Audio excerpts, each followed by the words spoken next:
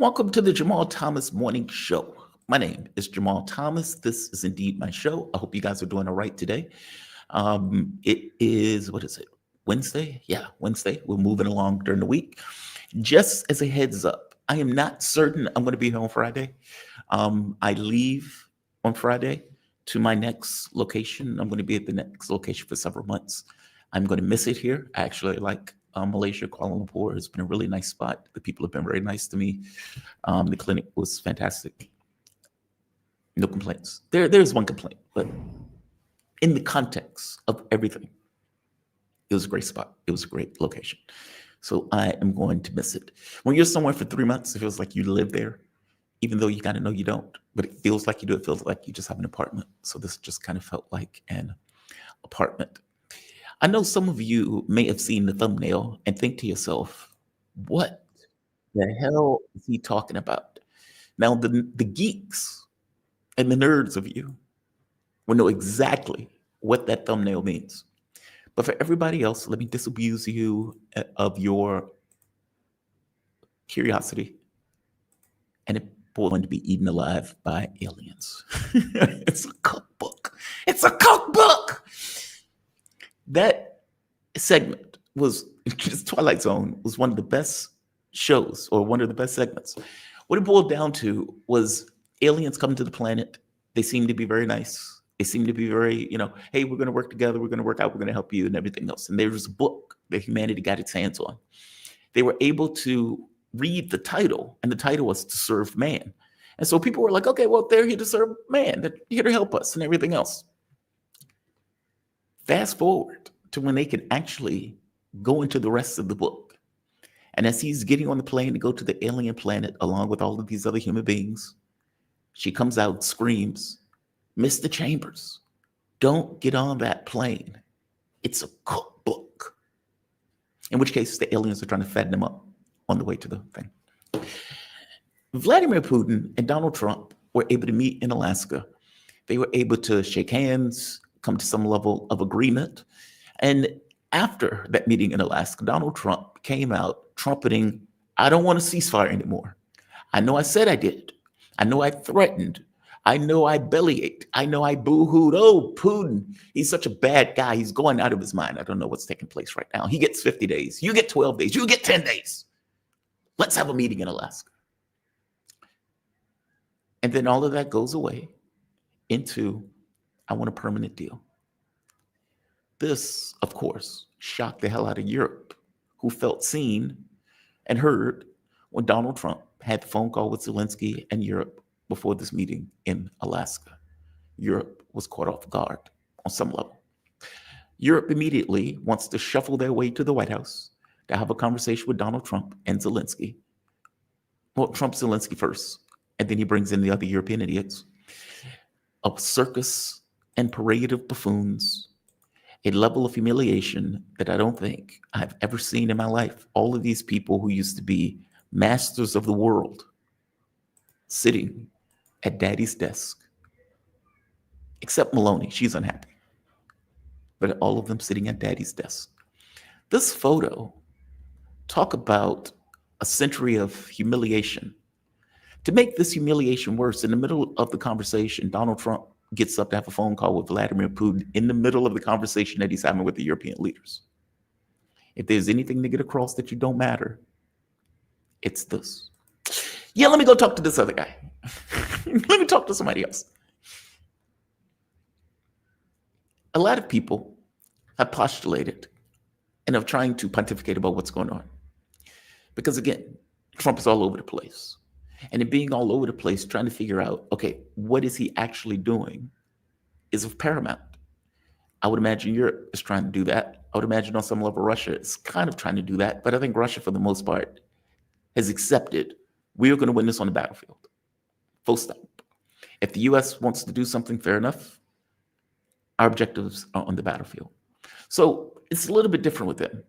Europe is the one that really cares about daddy and really loves and needs daddy, and they don't necessarily want daddy to leave. At 8:30, I'm going to give a monologue because I want to break this down. I know a lot of people have been very cynical about this, but I do think something took place in Alaska, and I do think something is taking place right now. even though there are a lot of screaming headlines that are out, like this one. This one is from the Wall Street Journal. U.S. prepared to use air power to support planned European forces in Ukraine. And then you have interviews that have taken place that sounds a lot like NATO by another name. Would that make Marco Rubio? So these European nations, and some of these are NATO countries, are they willing to put troops on the ground in Ukraine to cement this peace deal? Would that make Ukraine kind of like a NATO ally? Well, what's being contemplated, look, any sovereign country in the world has a right to enter into security alliances with other countries. You know, it's not just NATO. We have such alliances with South Korea. We have it with Japan. Other countries have it with each other.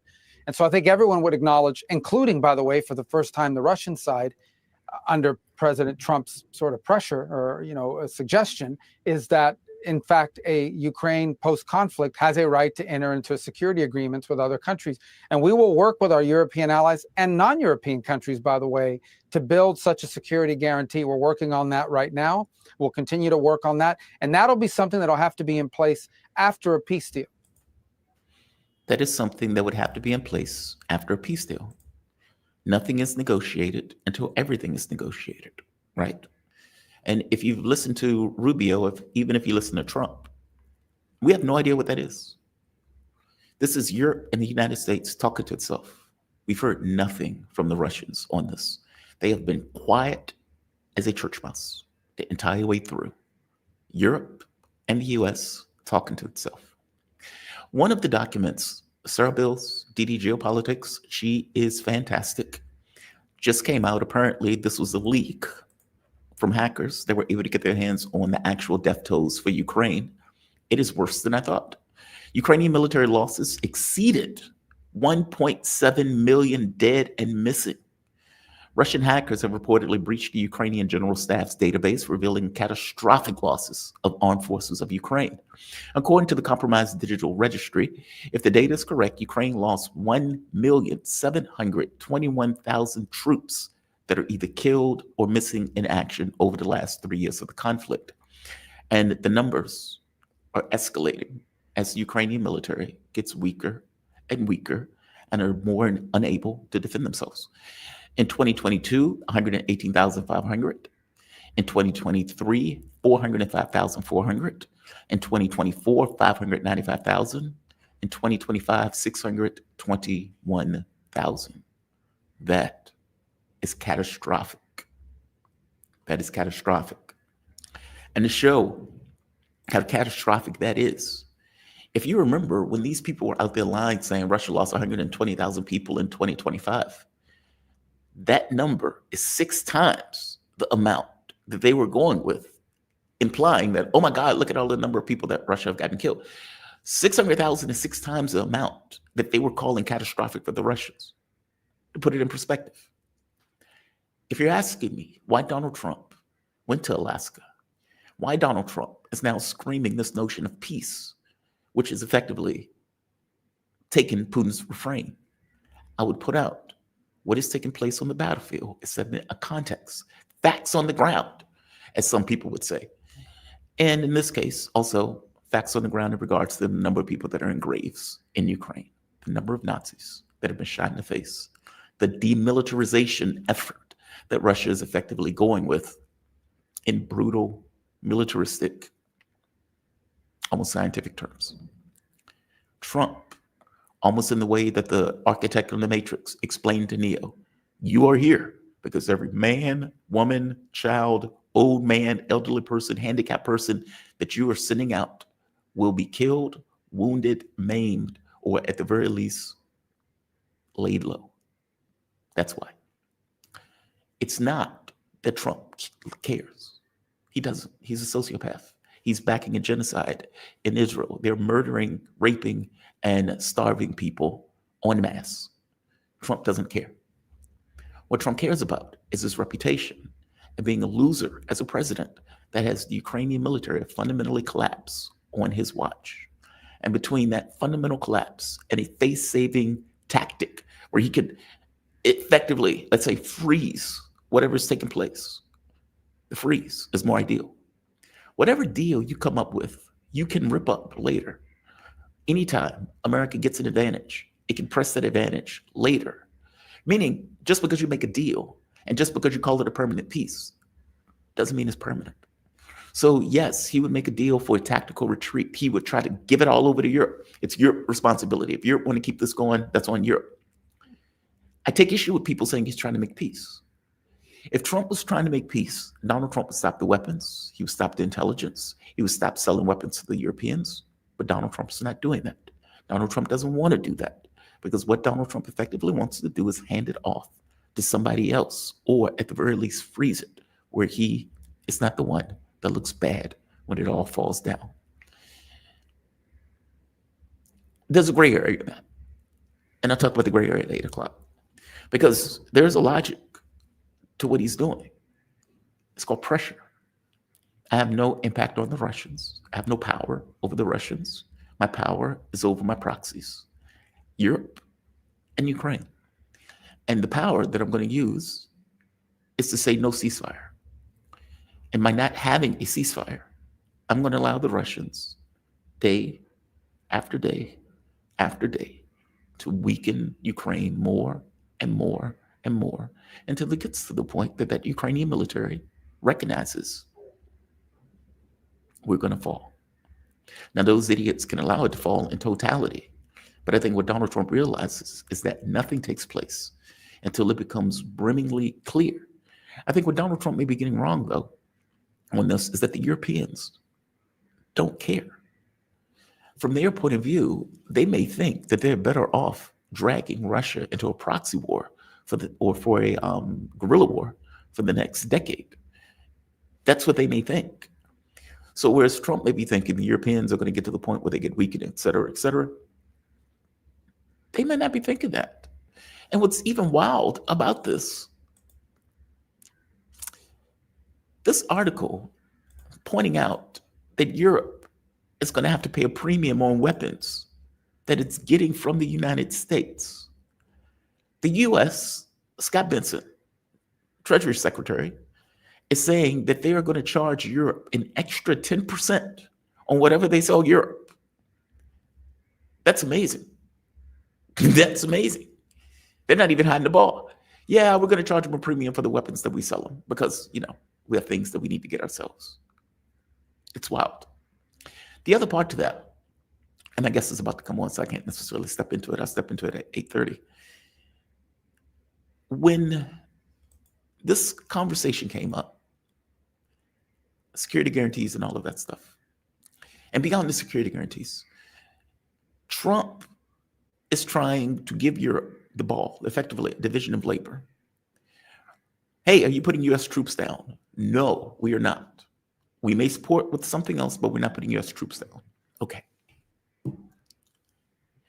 If indeed you want Europe to take on the responsibility of dealing with the Russians, as they call it, how are they supposed to do that without their own industries? Right? It's a contradiction in terms.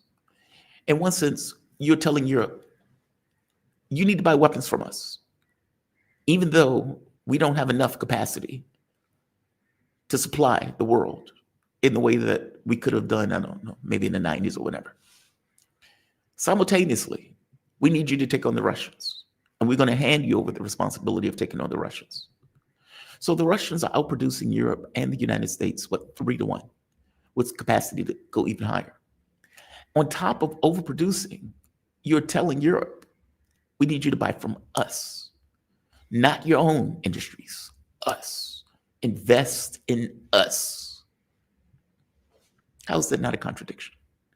How are you trying to get, kind of like Romans, saying we're going to use the barbarians because we don't have enough Roman military.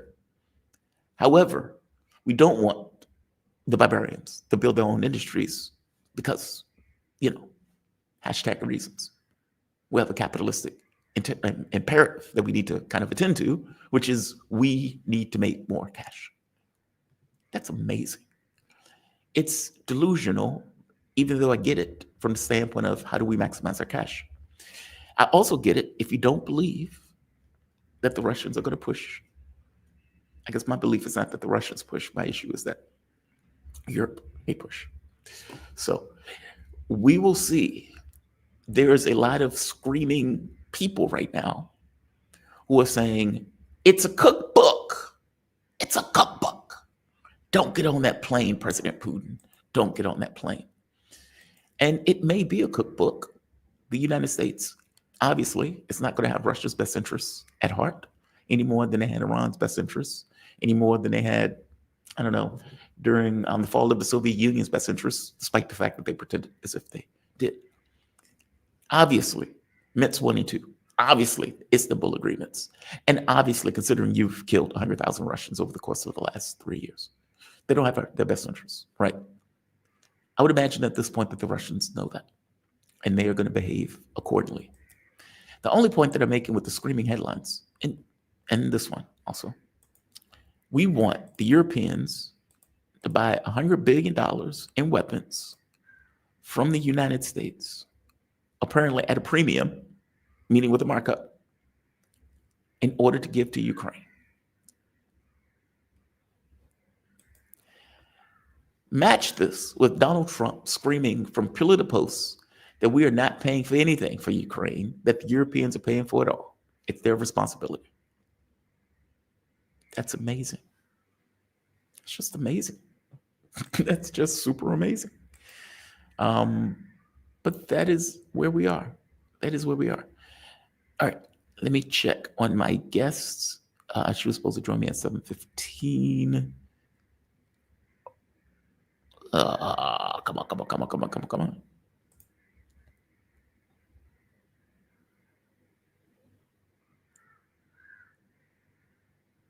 Jesus, I put 12:15 a.m. It's supposed to be 12:15 p.m. Hopefully she knows the difference, that I don't want her at midnight. I want to, okay. I suppose we keep going until I hear from my guests. Let me just send an email, make sure she got the link at all. See, this is why I like WhatsApp. WhatsApp is more direct. And I get the security flaws, but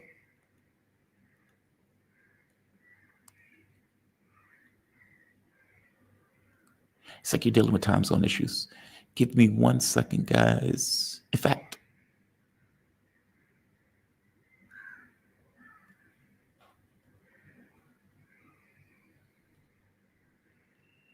okay, I'm going to play you another clip that has pissed people off. Well, it hasn't pissed people off, but it's making the point of Donald Trump and this idea of him teasing NATO-like orientations to Ukraine, and whether it's de facto or whether it's in actuality, doesn't really matter. The Russians are not going to agree to any of this, just to be clear. And people with good sense should know better. President, but you got the Article 5 protections, though, for Ukraine. So they're not going to be a part of NATO, but you still got them the same protections. Why we're not. So they're not going to be a part of NATO, but we've got the European nations, and they'll front load it, and they'll have some of them, France and Germany, a couple of them, UK. They want to have, boots on the ground. Not in. I don't think it's going to be a problem, to be honest with you. I think Putin is tired of it. I think they're all tired of it. But you never know. We're going to find out about President Putin in the next couple of weeks. That I can tell you, and we're going to see where it all goes. President, but you got the Article 5 protections, though. Like, that goes nowhere. That goes nowhere. It's like, it's shocking to me that would even be postulated. That goes nowhere. Here's the catch. And we go back to the first premise. I don't know where my guest is. Hopefully she shows up before the end of the hour. And damn it, that's the guest I wanted to talk to. She was the one who is an Equatorial New Guinea, who dad was president, the first president of Equatorial New Guinea. Dad was the first president. He gets taken on the coup. They get pushed to North Korea. She grows up in North Korea. She's just a fascinating character. let me go back to the original story. Original orienting premise: habitual liars lie. Habitual liars lie, which is a problem and a strength. When you're dealing with, let's say, U.S. media, when you're dealing with Europeans, when Donald Trump had the conversations with the European leaders because they wanted to talk, and they came out of the meeting saying, we felt like we were seen. We felt like Donald Trump understood us. And then Trump goes to Alaska and comes back and says, we want a permanent deal. And they're like, what the hell just happened? Okay, who was Trump lying to? Was he lying to the Europeans or was he lying to the Russians? Sounds like he was lying to the Europeans because he didn't want to effectively deal with them having a collective shit fit with what he was planning on doing. That's what it sounds like. When I hear Rubio and Trump saying, yeah, we may have security guarantees, we may use Airpower, we may do this and that, we're going to help them out. Is he being truthful, or is he telling them what they need to hear? And do you know, as a flat fact, which one it is? Habitual liars lie. It's a hall of mirrors. Who knows what is in Trump's mind, which is kind of the problem, and which is why the Russians are going to keep moving militarily. I will tell you this, though. There is something Donald Trump said that gives me a ray of hope. When he was sitting at the White House with Zelensky and with the European Union, well, the parade of clowns and buffoons and degenerates that lead the European Union, none of which are popular, he said this. And this, again, when something is on his mind, Trump says it, which is a strength, well, it's never a strength. But it gives you some context into what's in his mind. Keep in mind, he's there with all the European leaders and Zelensky as he says this. Of what you called severe consequences if a 30-day ceasefire or any type of ceasefire were not agreed to by Russia. Will there be severe consequences? Does that change because of I don't think you need a ceasefire. You know, if you look at the 6 deals that I settled this year, they were all at war. I didn't do any ceasefires. And I know that it might be good to have, but I can also understand strategically why, well, you know, one country or the other wouldn't want it. You have a ceasefire and they rebuild and rebuild and rebuild, and, you know, maybe they don't want that. But if you look at the 6 deals that we made peace and you know, long-term, long-running wars, I didn't do any ceasefires.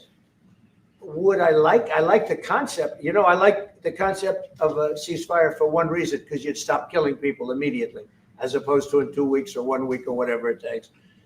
But we can work a deal where we're working on a peace deal while they're fighting. They have to fight. I wish they could stop. I'd like them to stop. But strategically, that could be a disadvantage for one side or the other. But all of these deals I made without even the mention of the words ceasefire.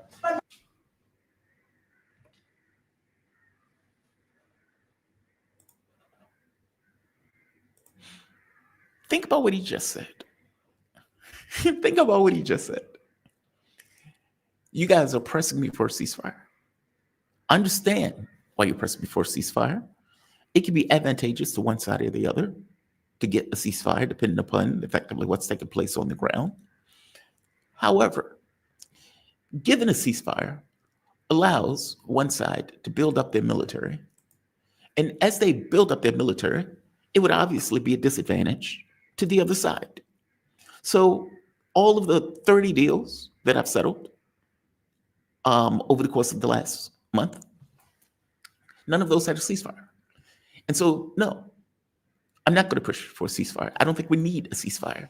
In fact, they need to fight. Why do they need to fight? That's the interesting question.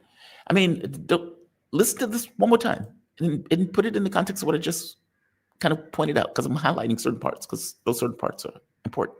Last week, you warned of what you called severe consequences if a 30-day ceasefire or any type of ceasefire were not agreed to by Russia. Will there be severe consequences? Does that change because of I don't think you need a ceasefire. You know, if you look at the 6 deals that I settled this year, they were all at war. I didn't do any ceasefires. And I know that it might be good to have, but I can also understand strategically why, well, you know, one country or the other wouldn't want it. you have a ceasefire and they rebuild and rebuild and rebuild, and maybe they don't want that. But if you look at the 6 deals that we made peace and long-term, long-running wars, I didn't do any ceasefires. I like the concept. I like the concept of a ceasefire for one reason, because you'd stop killing people immediately, as opposed to in 2 weeks or 1 week or whatever it takes. But we can work a deal where we're working on a peace deal while they're fighting. They have to fight. I wish they could stop. I'd like them to stop. We got to work on the deal while they fight. We have to work on the deal while they fight. They got to fight. They got to do that. Why do they have to do that? They have to do that because one side needs to be bludgeoned into submission until they acknowledge that they lost. Between the two sides, considering if this leak is right, which the leak sounds right, by the way. I mean, the number I was used was 1.5, 1.3 to 1.5 million. 1.7 million, okay, fair enough, right? Is there a dramatic difference between those numbers? Not really. Hell, let's go with the low number, 1.3 million people, even though the leak says 1.7. Who's getting bludgeoned? When you look at the battlefield, who's getting bludgeoned? It's Ukraine. Trump has no control over Russia. None. He's tried to exert control. It hasn't worked. It's all failed. He knows it. He knows Ukraine is in a fix. He knows it. So what do? You can walk. You can do that. You don't want to do that because you don't want them. Donald Trump is abandoning Ukraine. You don't want that. All things being equal. So how do you get them to capitulate and do what they don't want to do? How do you get them to come to the negotiating table and make a legitimate deal? He's already told Zelensky, you need to be more flexible. How do you make it more flexible, right? More body bags. It's that. It's more body bags. I'll let it play out. I will let Putin accomplish his objectives on the battlefield. I'm not going to pass a ceasefire. I'm going to work through a negotiation process. Every day in the negotiation process will be advances made by the Russian military, and I would let it play out. Now, there's gray area in that because the United States is still looking out for the interests of the United States. And what that means is you may have this because you want to force some kind of settlement in the short term in this, or maybe even in the long term, who knows? You may want to force some kind of settlement in this. But at the end of the day, what you are effectively dealing with is a US president that is going to look out for US interests. And in looking out for US interests, he's going to try to find ways to go against Russian interests. So if the Russians are insane enough to let them pass some kind of deal where Europeans are in Ukraine, they would do that. If Russia is insane enough to allow them to, have US Airpower supporting Ukraine, they will do that.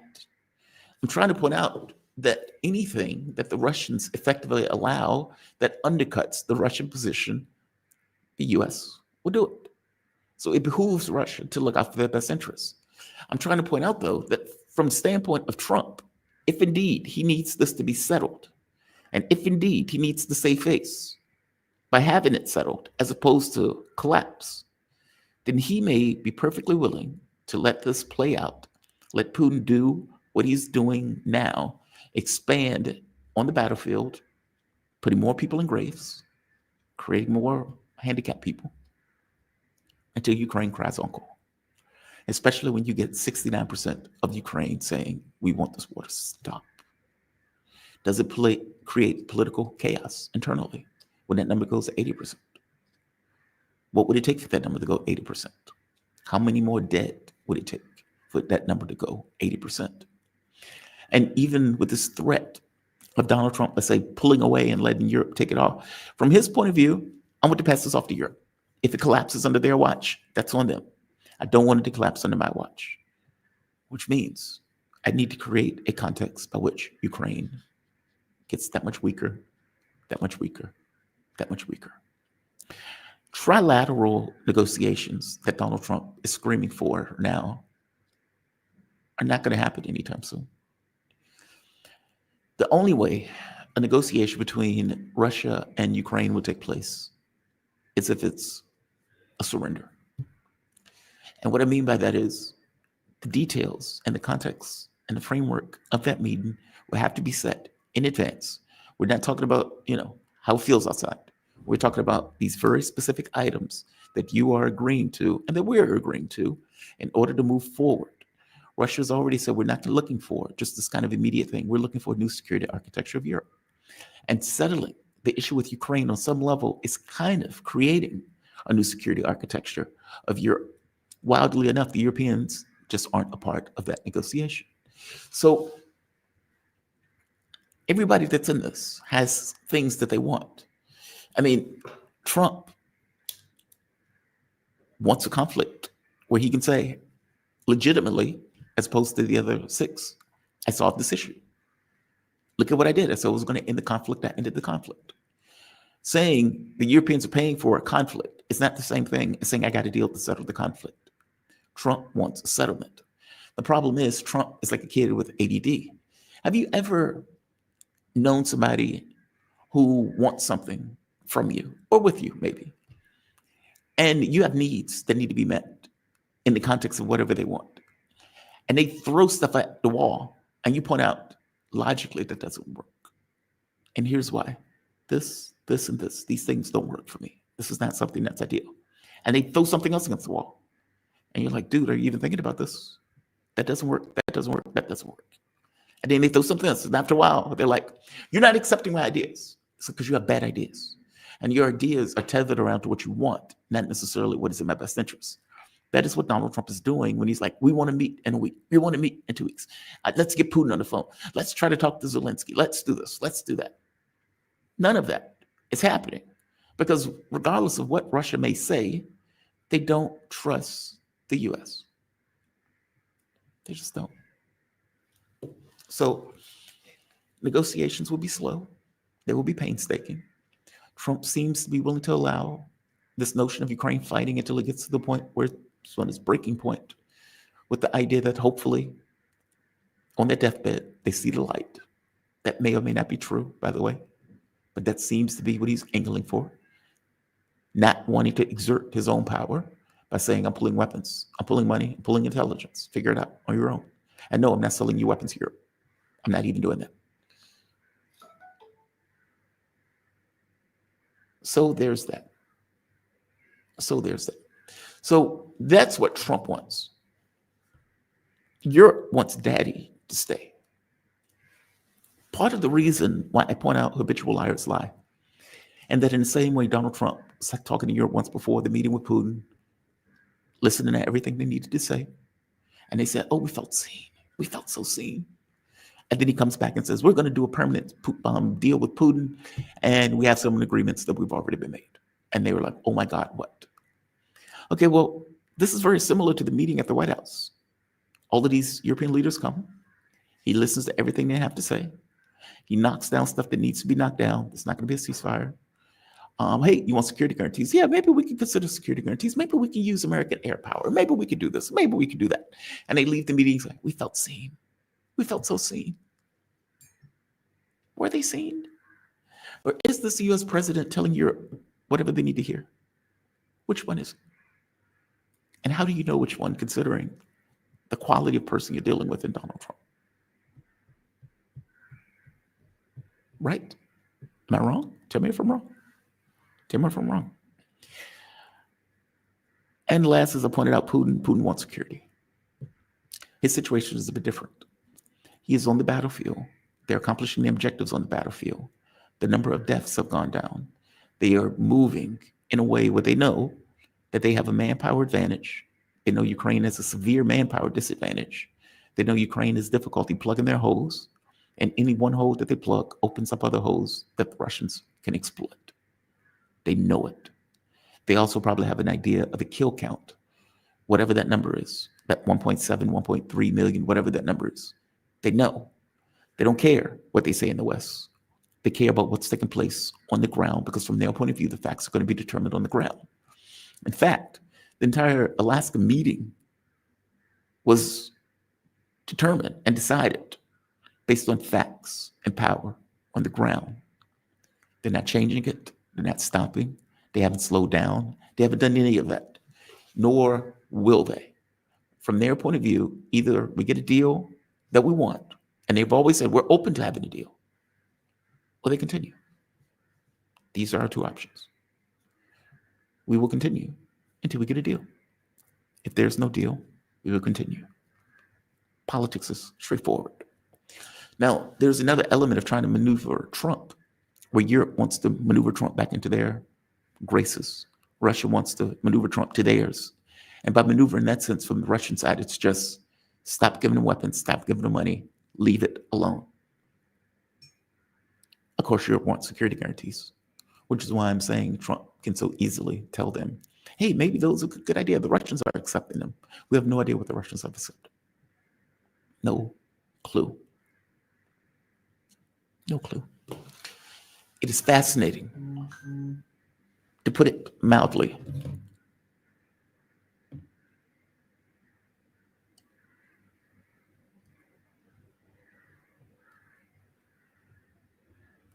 That's great. That's great. You will not email me next week. You will not. And there will be no other session for this. I hate that. It's a personal, what do they call it? A pet peeve of mine. It's a pet peeve of mine. If you scroll for my show, I'm going to hate you forever.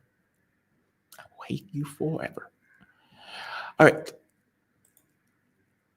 There have been a lot of people who've been on social media who's been looking at all of this and have been, how can I say it? They're not entirely wrong.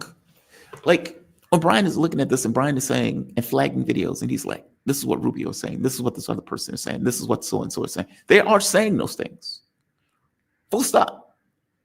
And given the U.S. history of blowing off agreements, blowing off deals, and effectively with some of a murderous, let's say, intent and campaign in the way that they've operated, especially pressing advantages if they believe they have some kind of advantage, it's hard to say that the cynical point of view of this is wrong. That is very hard to say. But these people aren't saying anything in real terms. When Rubio is making this statement, it's almost like he's spitballing. We've seen no deal from the Russians. No deal has been established. Anything that he's talking about here is directly related to some kind of peace deal that takes place in Ukraine. There is no peace deal in Ukraine. And so Rubio amounts to spitballing. Same thing with what Donald Trump is saying. Well, we may put in Airpower, we may do this, we may do that. Habitual liars lie that has to be taken as a prerequisite for anything that Donald Trump says. And if you need the Europeans to just shut up and leave you alone, what do you tell the Europeans? What do you tell the Europeans? So, I don't know. For me, this is open plateau. Yes, everybody has their own perspective in regards to what they want to do and what they want to accomplish, meaning everybody has a strategy and their game plan. But that's different than outcome. And in the context of outcome, facts on the ground is going to matter more than anything else. And facts on the ground is creating a gravity that is dragging, at the very least, the U.S. into a certain orbit of this needs to be settled. Donald Trump doesn't seem to want to exert influence to do it, short of allowing Putin to do it, which is wild when you think about it. Again, this clip is telling, I need the two sides to fight. That's what I need. What does that mean in real terms, that you need the two sides to fight? It's not an equal fight. You know it's not an equal fight. You know these two sides aren't on equal terms. You know that the reason that Europe is begging for a ceasefire is because Ukraine is getting routed. You know it as a flat fact.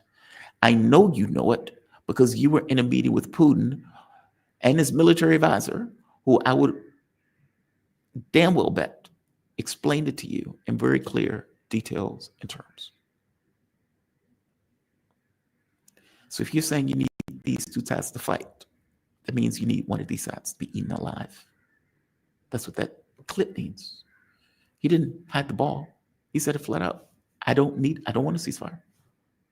I need Putin to throw one Ukrainian in a wood chipper after the next until enough Ukrainians have been put in wood chippers that they're willing to see reality for what it is. That's what I need. I'm Trump. Go to my golf course. So it's grim. I don't doubt that. I'm not saying it's nice. Not saying it's nice. Not saying it's pleasant. You have, what, nearly 1.8, nearly 2 million people have been killed. None of this is pleasant. I'm just saying it's what it is. The U.S. shouldn't be trusted.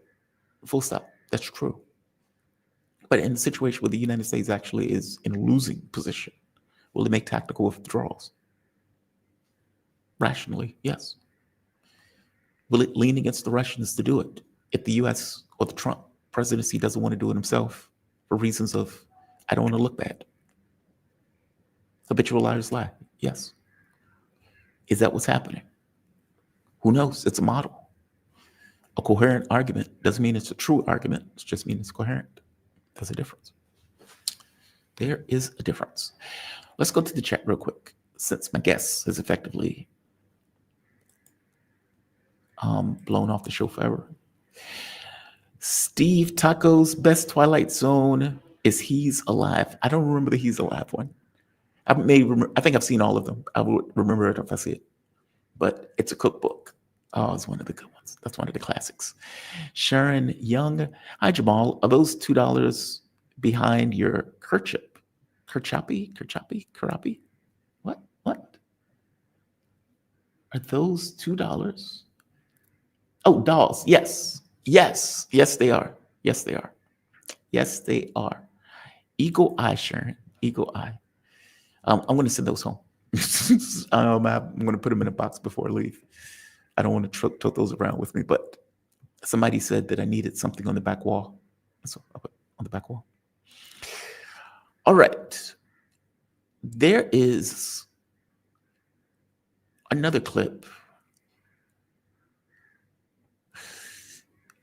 There's a few good clips from the meeting, but the ones I like of Trump is where there's metadata, where Donald Trump is saying something that I don't know if he really knows that he's exposing. And the media didn't even pick that up, weirdly enough. You would think the media would have been like, hey, are you saying you need Ukraine to be eaten alive? They didn't pick it up. They didn't notice it. They didn't see it. I don't know why. That thing stood out to me like a sore thumb.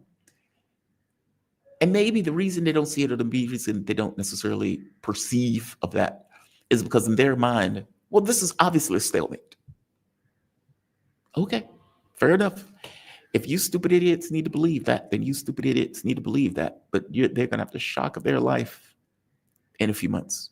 You would think that they would be having the shock of their life when all of these locations are falling. But who knows if they're even paying attention to all the locations are falling. They may just see a news blurb. Oh, the news blurb is my reality. And they just run with it, as opposed to looking with what's taking place actually on the battlefield. Here's another clip of deep humiliation. Deep humiliation. For one, Ursula von der Leyen, look, the quality and the caliber and the intellect of the people that we are electing, whether in Europe or the United States, is abysmally low. It is extremely so for Ursula von der Leyen.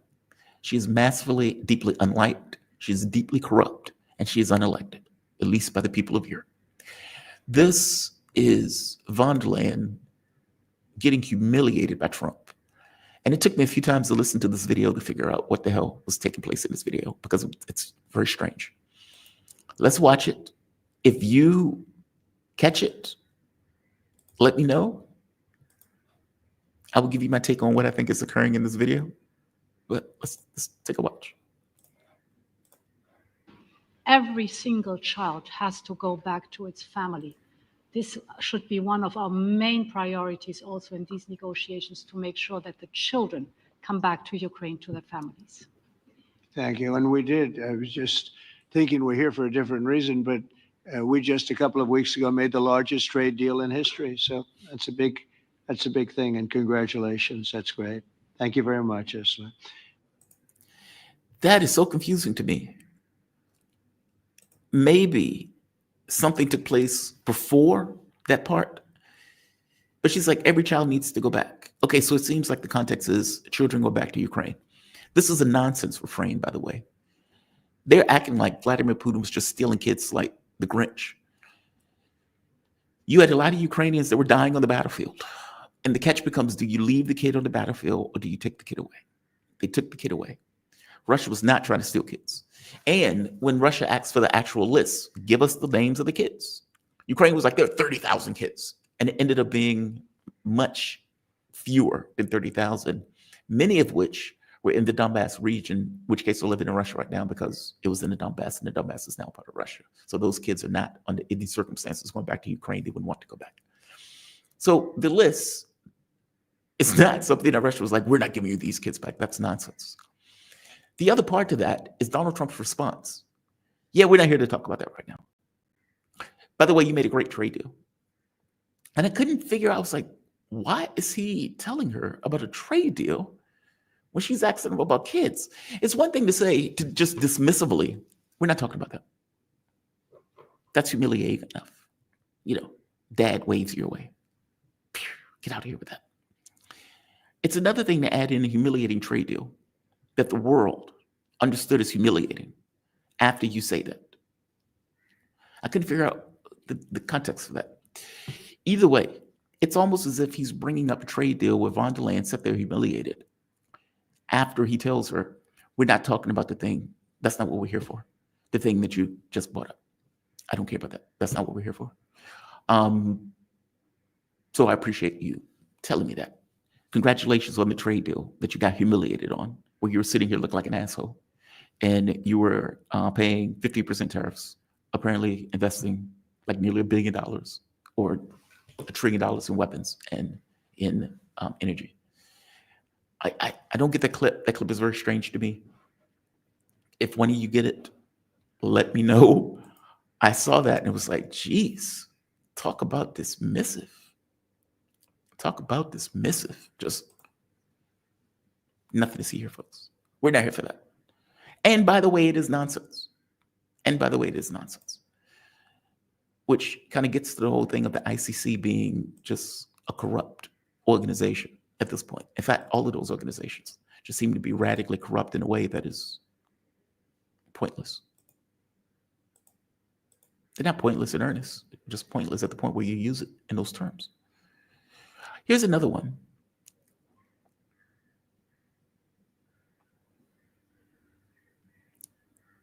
I think I played that one. That was when he was pointing out there would be absolutely no ceasefire. And he's nailing that down. He never backed away from that. To his credit, many people thought that Trump, being Trump, listening to the last person that's in the room, would effectively hear what the Europeans were saying and then immediately flip once again. To his credit, he didn't do that. To his credit, he didn't do that. Unfortunately, he still has a scattered brain approach to negotiations where his expectations will be dashed. This is more Fox and Friends. Listen to what he's saying here. This is not going to happen, by the way, but listen to what he's saying. Can start, making some what. And one of the things at the table was one of the gentlemen, who's a great guy, but he said, I hope I didn't insult him. He said, well, let's meet in another month or two and let's see if we can start, making some what. I said, a month or two? You're going to have another 40,000 people dead in a month or two. You have to do it tonight. And I did, actually. I called President Putin, and we're trying to work out a meeting with President Zelensky. We'll see what happens there. And then if it works out, then I'll go to the trilat and close it up. And one of the things... You're not settling this in a month or two. You're not settling this in a month or two. This goes to the whole thing of expectations. Trump wants a political win. Trump wants a political win so bad that he is trying to push and push and push as if Putin is going to be pushed. Putin has stood there like a preacher begging people to come to Jesus for over a decade, especially before the war, begging them, come to Jesus while you have time. Please, come to Jesus while you have time. He's been doing that for months. And they've blown him off. Russia doesn't get security guarantees. Russia doesn't get to tell us this. Russia doesn't get to tell Ukraine that they can't be a part of NATO. Oh, we don't care. You guys are Nigeria with snow. We're not concerned about the Russian military. That's what Europe and the United States has been saying for years. For years. And then Trump gets in, and actually people think he's a pedophile because of the Epstein files. And he's like, I'm trying to get this off my ass. I'm trying to get this off my ass. MAGA screaming at him. You said you were going to end the war. You said you were going to end the war. You said you were going to do it in 24 hours. You said you were going to be a peace president. You're attacking Iran. Meaning he had so many failures to basically pile up that Donald Trump is doing any and everything in his power to get a win. He has been trying to get a win so much that he has manufactured wins into fake peace agreements that he believes in his mind people are stupid enough to believe that he had anything to do with. Here's one that he actually does have something to do with. He can walk. He can stop the weapons. He can stop selling weapons to Europe. He doesn't do it. What he does do, however, is, at the very least, make progress. And with that little progress, he's energized. Yes. Now let me get Putin and Zelensky together. Okay, well, dude, they've already said he's illegitimate. They've already said that. Putin has already said, I'm willing to meet Zelensky, but he said it in a political way. It depends on what your definition of is, which means that when everything else is settled, when everything else is great, when he's ready to surrender, we'll have a meeting. And honestly, it probably shouldn't even be him. That's different than, hey, I'm going to set my team up to meet Putin in a week. Putin has had to be patient, whether he wanted to or not. None of you wanted to listen. All of you started a war that got, 100,000 Russians killed, if not more. I don't care that 1.7 million Ukrainians got killed in that context if I'm a Russian. What I care about, in my point of view, if I'm a Russian, is all of these people are dead on my side. I understand that number is high. All of these people are dead on my side in a war that we didn't want, nor that we provoked. How do you rush that? How do you rush that? They are going to want a larger agreement. They're going to want ironclad guarantees. They're not going to allow NATO troops in Ukraine. They're not going to allow the U.S. having a presence in Ukraine. They're not going to allow any of that stuff. They're not going to allow this notion of militarization of Ukraine, meaning they are going to demilitarize Ukraine and they're going to want a certain limit on the militaries of Ukraine. All of these things are the spoils of war. And so Donald Trump trying to rush into this, thinking that they're going to work this stuff out, is nonsense. Failed, too high expectations. That is the issue. That is the issue. So Donald Trump will feel some kind of way. Now, will he feel some kind of way and then immediately tack back to a ceasefire? It's Trump. Who knows? If he knows what's good for him, he stays on the track that he's on, and he deals with the negotiations as actual and real negotiations. A trilateral negotiation, from my point of view, is a trap. It's a pressure campaign. Why is Trump there? The war, yes, I know it's between ultimately the U.S. and Ukraine, but Trump needs to get his proxy in line or to get rid of this proxy and to find somebody else who's more amenable to signing a surrender. And maybe it takes a while on the battlefield for you to get to that point. But mark my words, you will get to that point, one way or the other. One way or the other.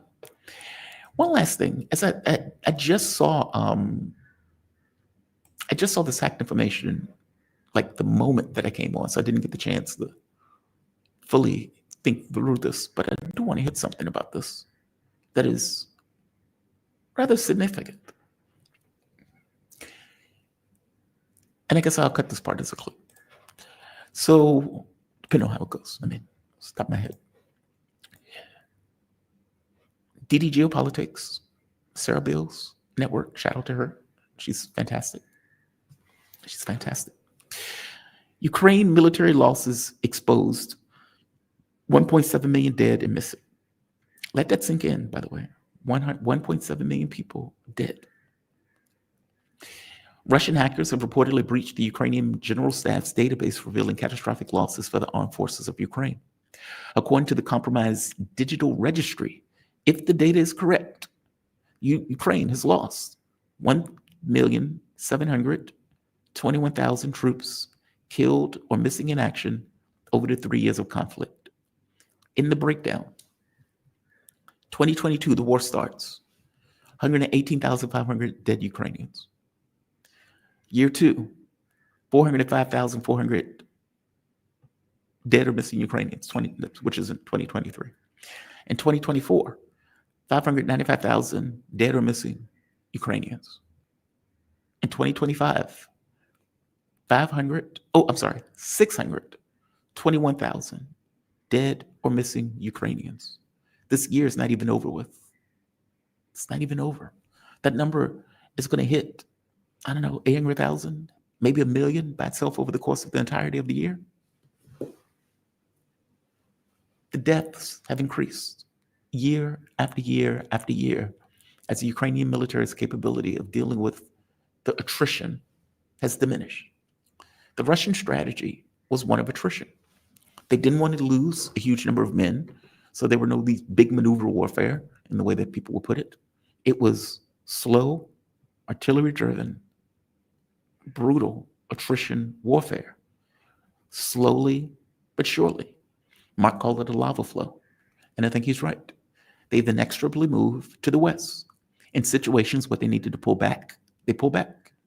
In situations where they had the ability to move forward, they move forward.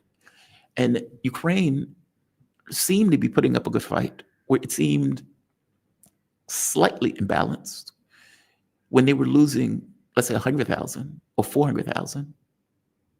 But then that number jumps to nearly 600,000 in 1 year. And then it jumps to more than 600,000 in the other year.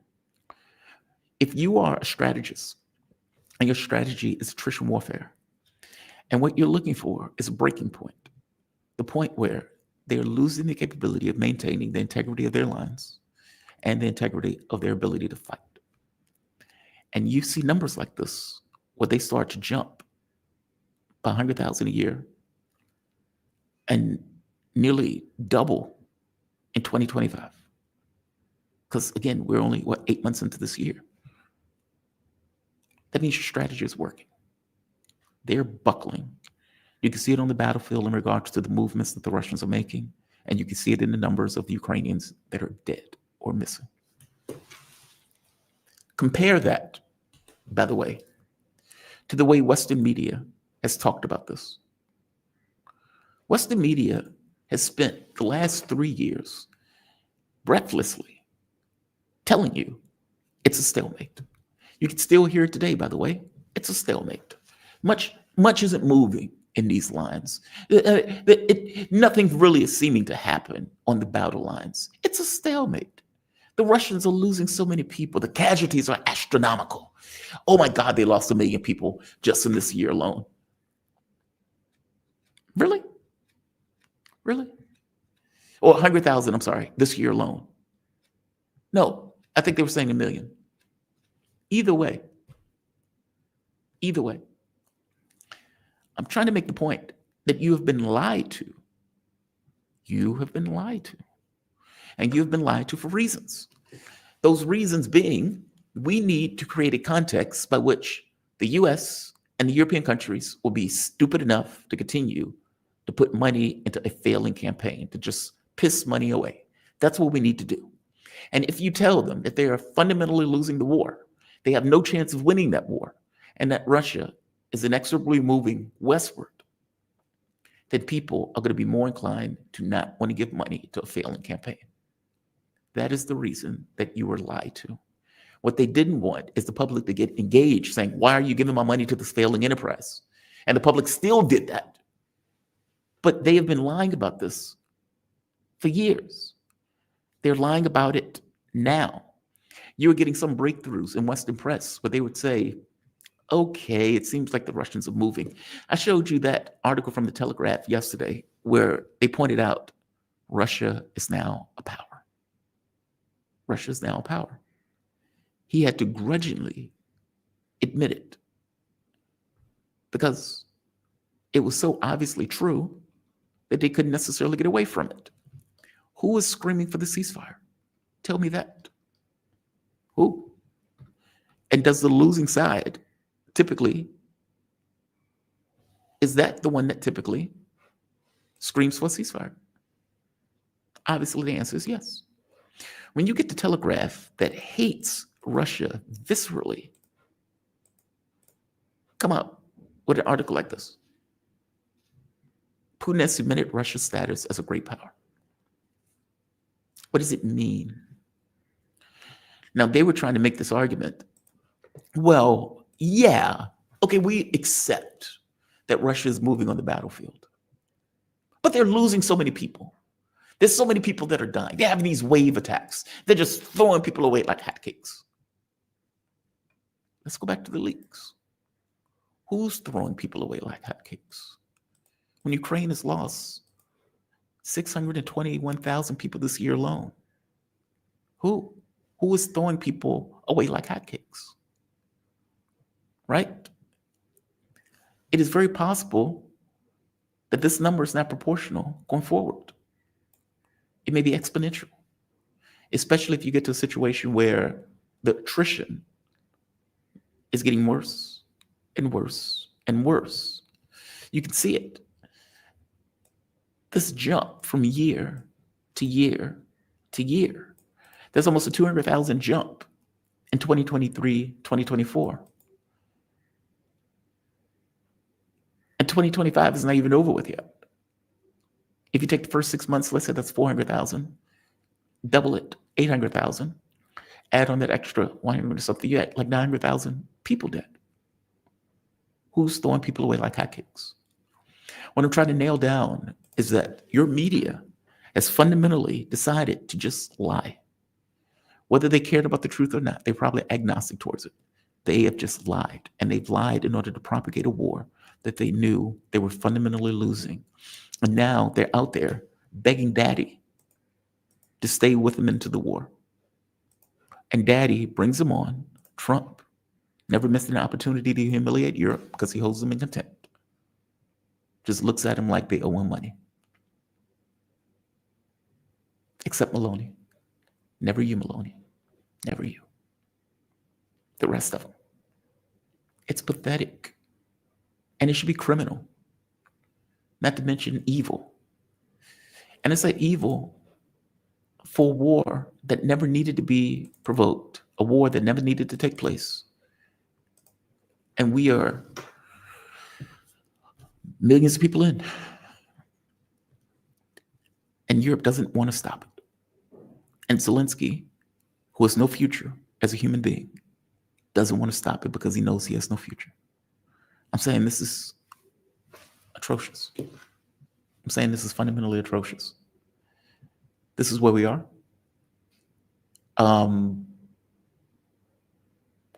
We as a society have been lied to. In the US, with Joe Biden screaming for 3 years, don't tell me that Donald Trump is a liar. When you have Joe Biden who's screaming for 3 years that Russia is losing the war, Putin is going to lose this war, it's a stalemate, all of this nonsense. Rubio has even used that nonsense. It's a stalemate. J.D. Vance, yeah, Russia thinks they're doing better than what they are. No, they seem to have a pretty good appraisal of what's happening. It's you who don't seem to have an appraisal. I would wager to you that Trump sees those numbers and knows those numbers. I would wager to you that he knows those numbers. I would wager to you that in the conversation that took place, he understood if it falls, it will be deeply humiliated. And the US will have his fingerprints all on it. And I would be president under a Ukraine that fell. And between having a Ukraine that falls with me having my fingerprints on it versus me making some kind of agreement, the agreement is better. Or the handoff to Europe is better. I don't want my hands on it. I'm just saying how atrocious it is that these degenerates have been lying the entire way through. I mean, granted, they were obviously lying, but We knew they were lying. A lot of people did. There are a lot of people who, if you talked at the water cooler, they'd be like, what do you mean? The Russians are losing. One of the guys we used to bring on the show was like, yeah, the Russians are losing. They're on the back foot. He came on 6 months later. I kind of pointed out, you still think they're losing? Like, are you really that much out of your mind? Are you really that out of your mind?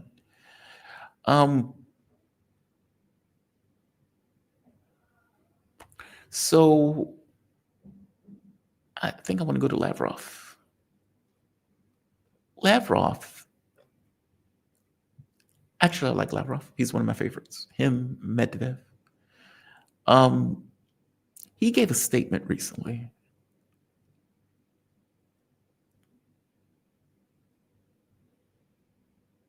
Okay, one last point. One last story with Trump. One last story. It's like this is the Trump hour. Because they've been doing media and everything else after the meetings. All right, this is Trump on Fox News, Trump's network. Listen to what he is doing any and everything in his power to act as if this war is not his. Now, he usually says two things at once. One, I gave him the javelins. Now, of course, he's saying that because he's insecure about being called a Russian stooge, Russian plant, Putin's puppet, all this other stuff. But then he would say, this is not my war. This is Joe Biden's war. Now, on this, he is going to have to somehow give this explanation of why he's given up the Crimea. And he's not giving it up. The Crimea decided to leave. But in an American context, why he's not being a fixture on the Crimea or no troops in NATO. I don't know if he goes into NATO stuff, but he definitely hits Crimea. But he blames it on Obama. They just took over the most valuable piece and the biggest piece in the sense of, and surrounded on four sides by ocean, just a little passage to get you back onto the mainland. The most beautiful piece of property you've ever seen as a real estate developer. I look at it, I said, why the heck did he do that to them? And so there's great hostility, and maybe rightfully so. But one thing was NATO. They went in. They said, we want you. We want to get Crimea back. This was at the beginning. Now Putin, in all fairness to him, he made a good deal. He got it from Obama. But they said, we want it back, and that was not exactly well received because it was like 12 years before. That's where Russia has its submarine base, and that's been there long before Putin. How does Trump know that? How does Trump know that? Did they give Trump a history lesson? Like, how did Trump know about the Sevastopol base? It's just not something I would think he would know. And he's like, well, Obama gave it to him. Give is too strong. I mean, all things being equal, there was an election. I think it was like 90-something% that decided to go to Russia because Crimea is effectively Russian. Khrushchev gave it over for hashtag reasons. I'm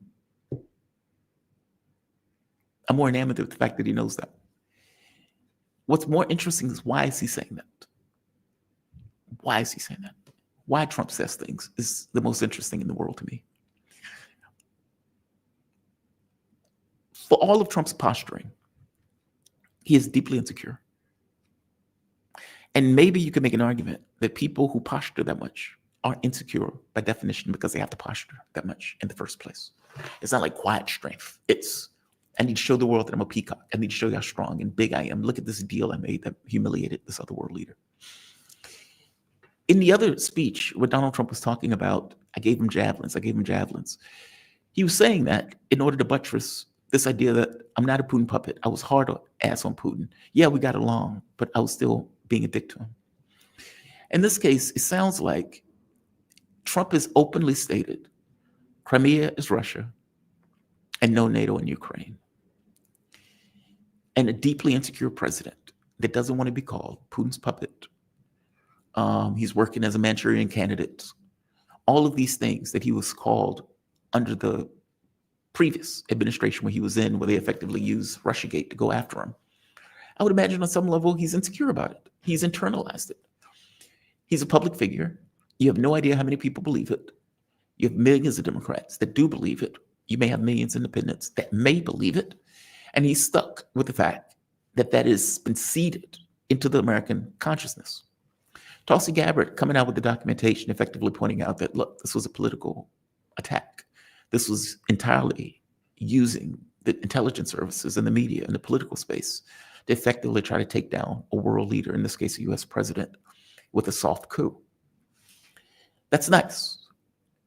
That's different than undoing the seeding that has taken place. And it's different than removing it from Trump's mind. It's in his mind. And so when he gets the ability to talk, this is what he talks about. He brings up this idea. Oh, I don't give a shit about bashing Trump. I think he's a degenerate, just to be clear. So from his point of view, he looks at it. When he talks, it's, I gave him javelins.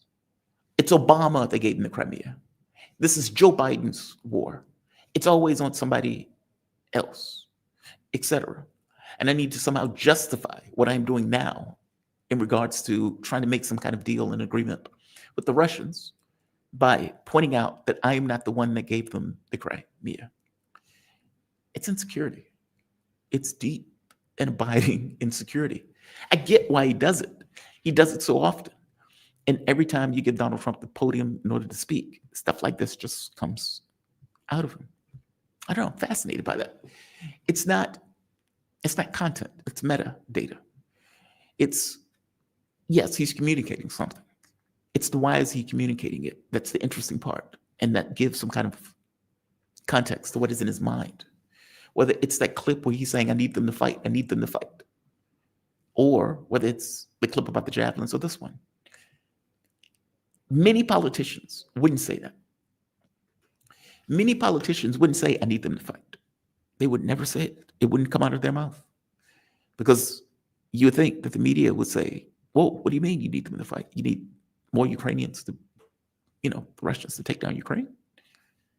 Our media doesn't say it. Because from our media's point of view, the numbers that are just shown for the number of military that have been killed or missing in action, they're oblivious to it.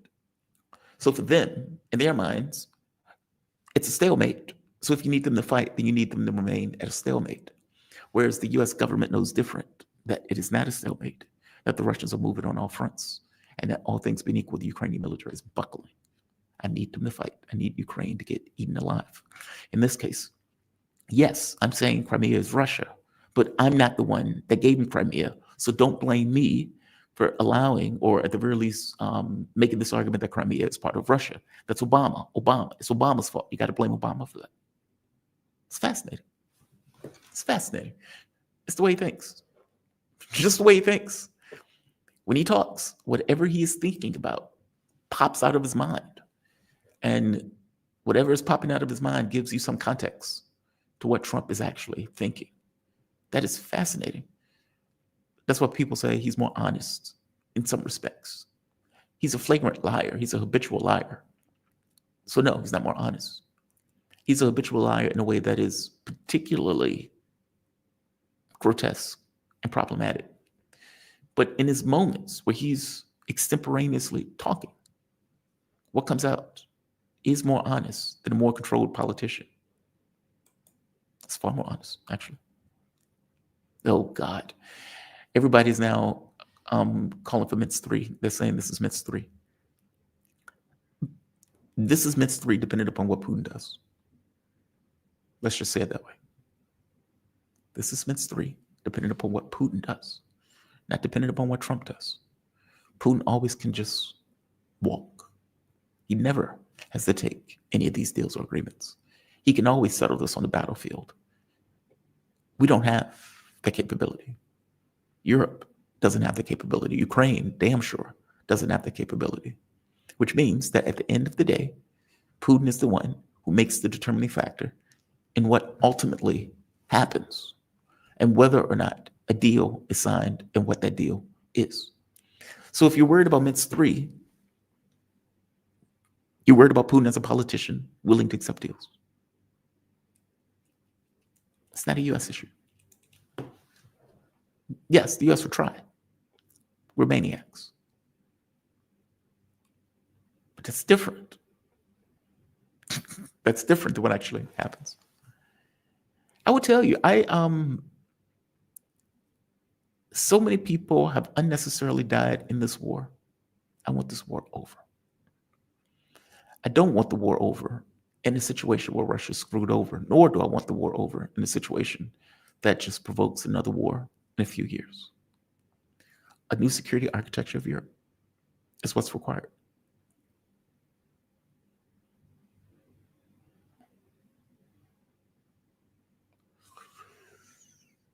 Yeah, we need to show Lavrov. Because Lavrov made a statement that I think gets to the nub of it. Lavrov pointed out, and I think I have that clip.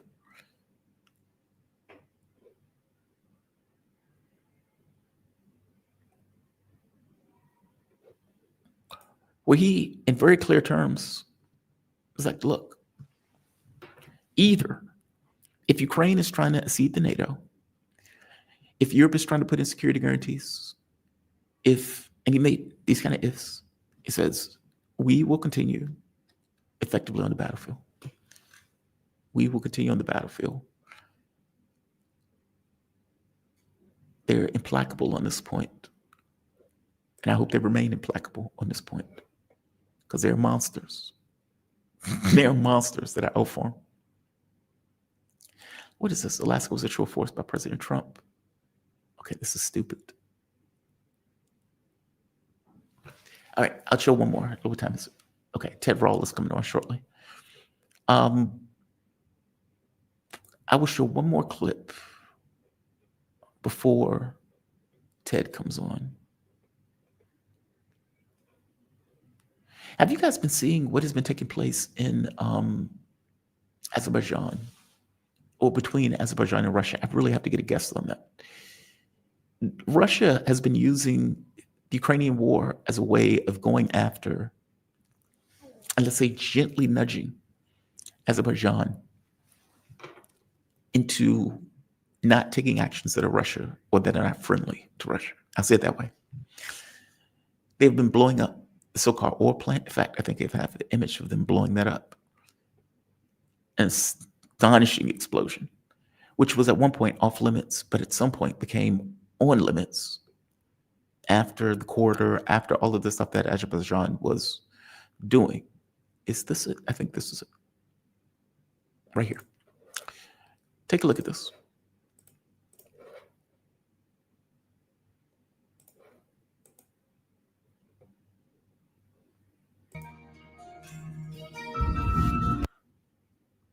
That is extreme.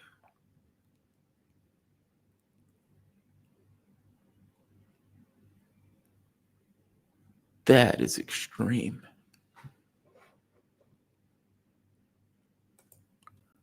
Taking unfriendly action is, I suppose, the way the Russians would describe it. And this kind of goes to the other point about the ceasefire, or let's say Trump trying to end the war. How are you trying to end a war when you are simultaneously also trying to make agreements with Armenia, with the US, that is also on the border of Russia? How are you doing that? How are you doing that? Now, obviously, Russia knows it.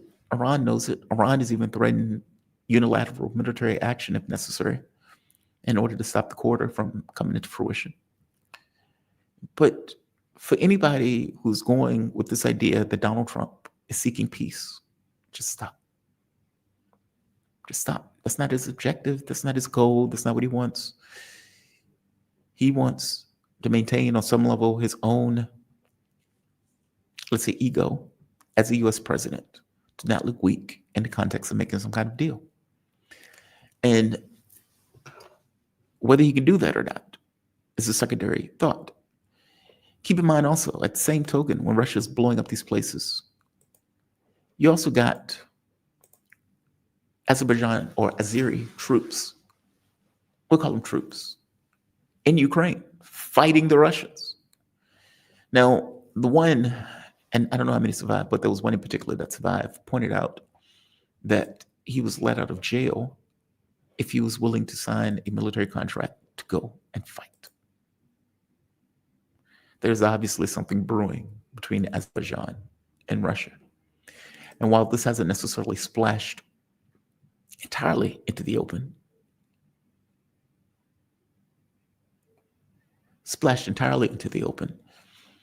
it is obviously brewing. The quarter is going to be a flashpoint. That's assuming the quarter comes into fruition. But none of this is good. All of this looks like a second front that is being opened. But we'll see. We will see. One last thing. I'm sorry, the guest canceled. And so she was supposed to take over the hour. You would never see her on the show. You would never see her on the show. So it's a moot point. There is, but it's in a different language. That's okay. I'll play it.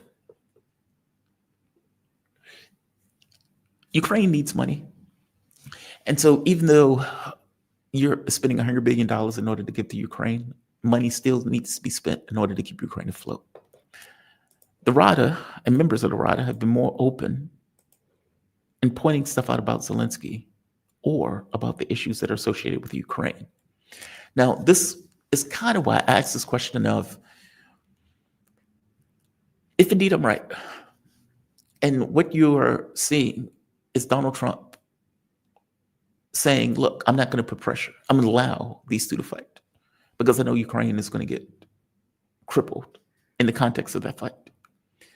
And on their deathbed, as Russia is about to give the killing blow as a grim analogy, will they be willing to make a deal? Will they get more flexible in their agreements? And if so, then I don't have to exert control. I don't have to do something where they're going to scream at me that I'm the one that lost the war. Is it the case? Now, is that true? I have no idea. But it seems like that's his argument when he's making this case of saying they both need to fight. All right. You have 69% of the people in Ukraine that says we want this war to stop. That number may even be higher, considering however they did the polling and whether or not people had to go out of their houses, risk their lives in order to set for this poll. But either way, 69% is a hell of a high number, considering it was 20-something% in the beginning. Is part of the calculus political instability also? The more people that are killed, the more press gangs that come out, the more bodies that the regime refuses to accept, that there's political intrigue and there's military chaos that are happening simultaneously, where the Trump administration believes it can harness in order to force a negotiation in a way that he can't force. He could, but he doesn't want to. Now, you have RADA members that have gotten far more honest in their appraisals of what is taking place in Ukraine, which is kind of brave. Борги. Ніколи такого. Мене турбує інше, що 100% нашого ВВП – це борги. Ніколи такого не було. І це має війни не турбувати. було, давайте так. Так, і війни не було, але війна третій рік, а це перший рік, коли ми дійшли до такого краю. І за економічними показниками ми банкроти. З цим це теж щось потрібно робити, але це не вигідно насамперед нашим позичальникам, бо при такій умові списуються всі борги. Мене турбує інше, що 100% нашого ВВП – це борги. Ніколи такого не було. І це має війни не турбувати. було, давайте так. Так, і війни не було, але війна третій рік, а це перший рік, коли ми дійшли до такого краю. І за економічними показниками ми банкроти. З цим це теж щось потрібно робити, але це не вигідно насамперед нашим позичальникам, бо при такій умові списуються всі борги. Мене турбує інше, що 100%... Yeah, they're bankrupt. They're bankrupt. We were paying their pensions. We were paying for, civil services. We're paying for all that stuff. Europe was also footing the bill. I did a story, I think it was earlier in the year where they were talking about what's $50 billion to remain solvent, something like that, some insane number, some insane amount of money that they will require for 2025 and 2026. They don't have it. Who's paying that? Well, Europe is about to pony up $100 billion in weapons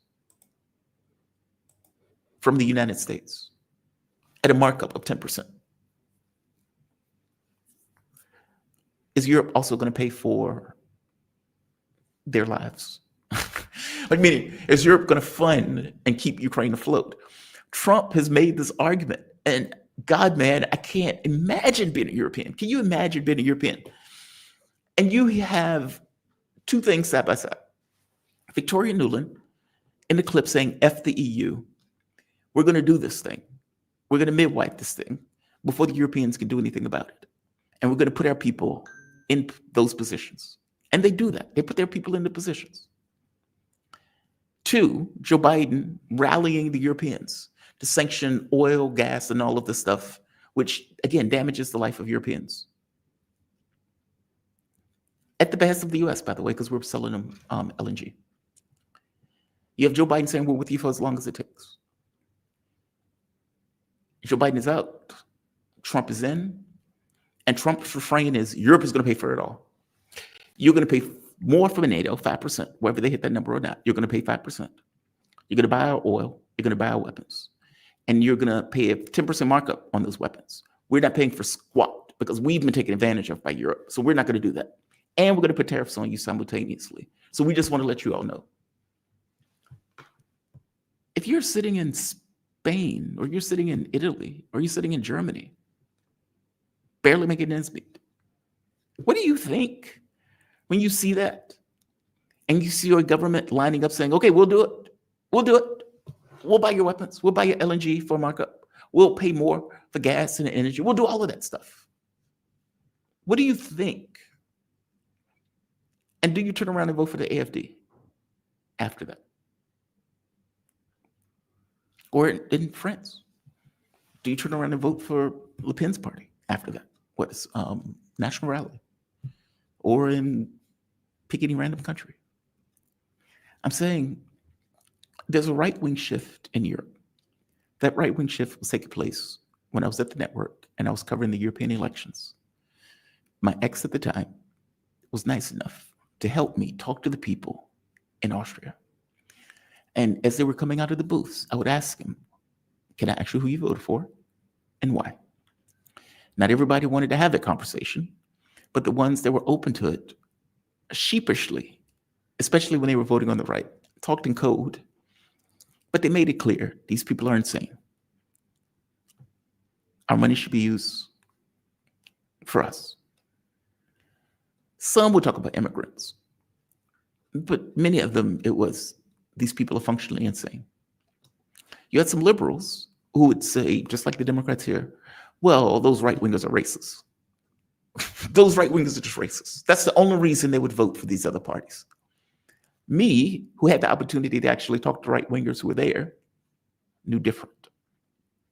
When you see the American president saying that, and saying we are shifting the entirety of the burden onto Europe, despite the fact that it was us that knocked over the government of that country, that it was us that marshaled Europe to effectively cut ties with Russia and everything else that blew up the pipeline. And that Europe is going to be paying more in tariffs, more in energy, not to mention the businesses that are going to go belly up. What do you think? What do you think? And buying our weapons, by the way, for a losing war.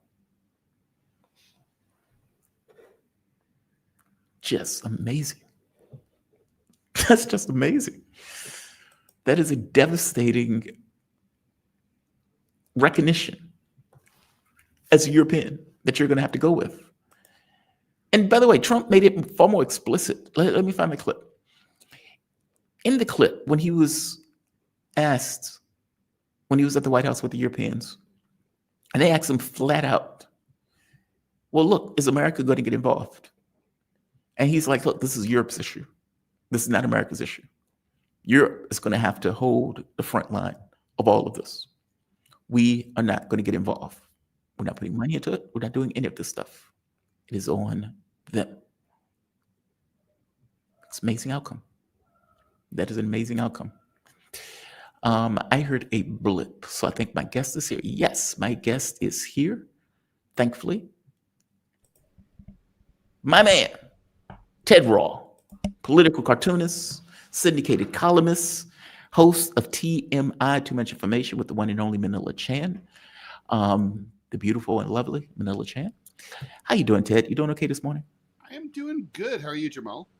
I am doing fine. Please get closer to your mic because they're going to start screaming at me. It's like, why is that mic slow? I'm as close as I can be right now. Oh, you're fine. No, that sounds better. Okay, good. That sounds better. How you doing? You doing okay today? No issues? Well, there's always issues, but it's as good as it gets, I suppose. Oh, Jesus Christ. What's wrong? A guest was supposed to come on. And I asked her to come on at 7:15, but I have to flip the time zone. Now, usually I just tell people ET. That way everybody has a common time zone. They can just look it up for themselves and they can see it, etc. Sure. And I guess she sees it and she's like, okay, well, 12:15. And I guess she took it as 12:15 in the morning. And I'm like, boo, I don't do a show at 12:15 in the morning. Why would you think that I would want you on at 12? Like, let's say for the moment, I need to check the email, even if I screwed up and put AM by accident. Why do you think I want you on at 12:15 in the morning? A quarter after midnight. Right. Yes, it's at midnight. Right. Who the hell is doing a show at midnight? Like, even if I put that down, please just say, hey, you're doing a show at midnight? Well, what was the name of that guy who used to do his show? Maybe he's still around. Coast to Coast? Coast to Coast, yeah. Is that what it is for real? He was on in the middle of the night, right? Like, with the UFOs, and he was in a trailer somewhere in like Nevada. Yeah, Art Bell. Oh, you're speaking my language. Yeah. And he was on for like 5 hours a night or something. Yep. He would go, like, it was when things, but see, those are the best shows. And I wanted to do a show like that at the network, by the way. I would have loved to do that show. Like, personally, I don't know about you, I like nighttime. Night is my favorite time. The nighttime has a power, no question. Yeah, I would have found it rough to do that every single night, like 5 days a week. Because I think it was something like, I want to say like midnight to 5 a.m. or 1 a.m. to 6 a.m. or something like that. It was, I mean, that's definitely, like, I used to drive a taxi 6 p.m. to 6 a.m. 5-6 days a week. So I definitely know what the night shift is all about. And I liked the night shift because there was no traffic. So you made more money. But it grinds you down. Human beings are diurnal. We're not supposed to live at that hour. But I mean, Dude, now and then it would be fun for sure. You are preaching to the choir. You're preaching to, because for me, it's, what time is it? It is 8:30 p.m. Yeah, it's 8:30 p.m. for me. Okay. When I finish the show, it's going to be probably around 10:30, 11 o'clock. Mm-hmm. And then it's like, okay, now you have to cut the videos. By the time I finish that, it's like 3, 4 in the morning. Oh, that's rough. Yeah. It's one thing when you do a morning show where you wake up at 7, you finish the show, you may take an hour, and then you cut videos and everything else. It's different when it's 3 a.m. That is a different animal. So I agreed. But I think I could do it if it was just on air doing it. Right. Like, if that makes sense. You just leave, you just kick off. I used to, when I did radio in LA, they started me at the 12 to 3 a.m. slot. And I was doing it mostly from New York. So with the 3-hour time difference, piping it in, it was 3 a.m. to 6 a.m. But at 6, I was done. Just went home. Then they kept promoting me. They moved me to, because I was doing better. So 9 p.m. to 12 midnight. That was 12 to 3 for me. I'd hit a bar, get a couple of drinks, and then go crash. And then they can move me to 6 to 9, so that was 9 to 12, and that was better. And then ultimately I ended up 3 to 6 in the afternoon. That was great. 9 o'clock, all done. Yeah. No, I feel you. Doing fault lines, it's like 7 to 12. Oh, it's 7 to 10. And some people be like, dude, how can you do that? That is a brutal schedule. Well, you had a co-host, and that helps. But on the other hand, what you didn't have at I get it.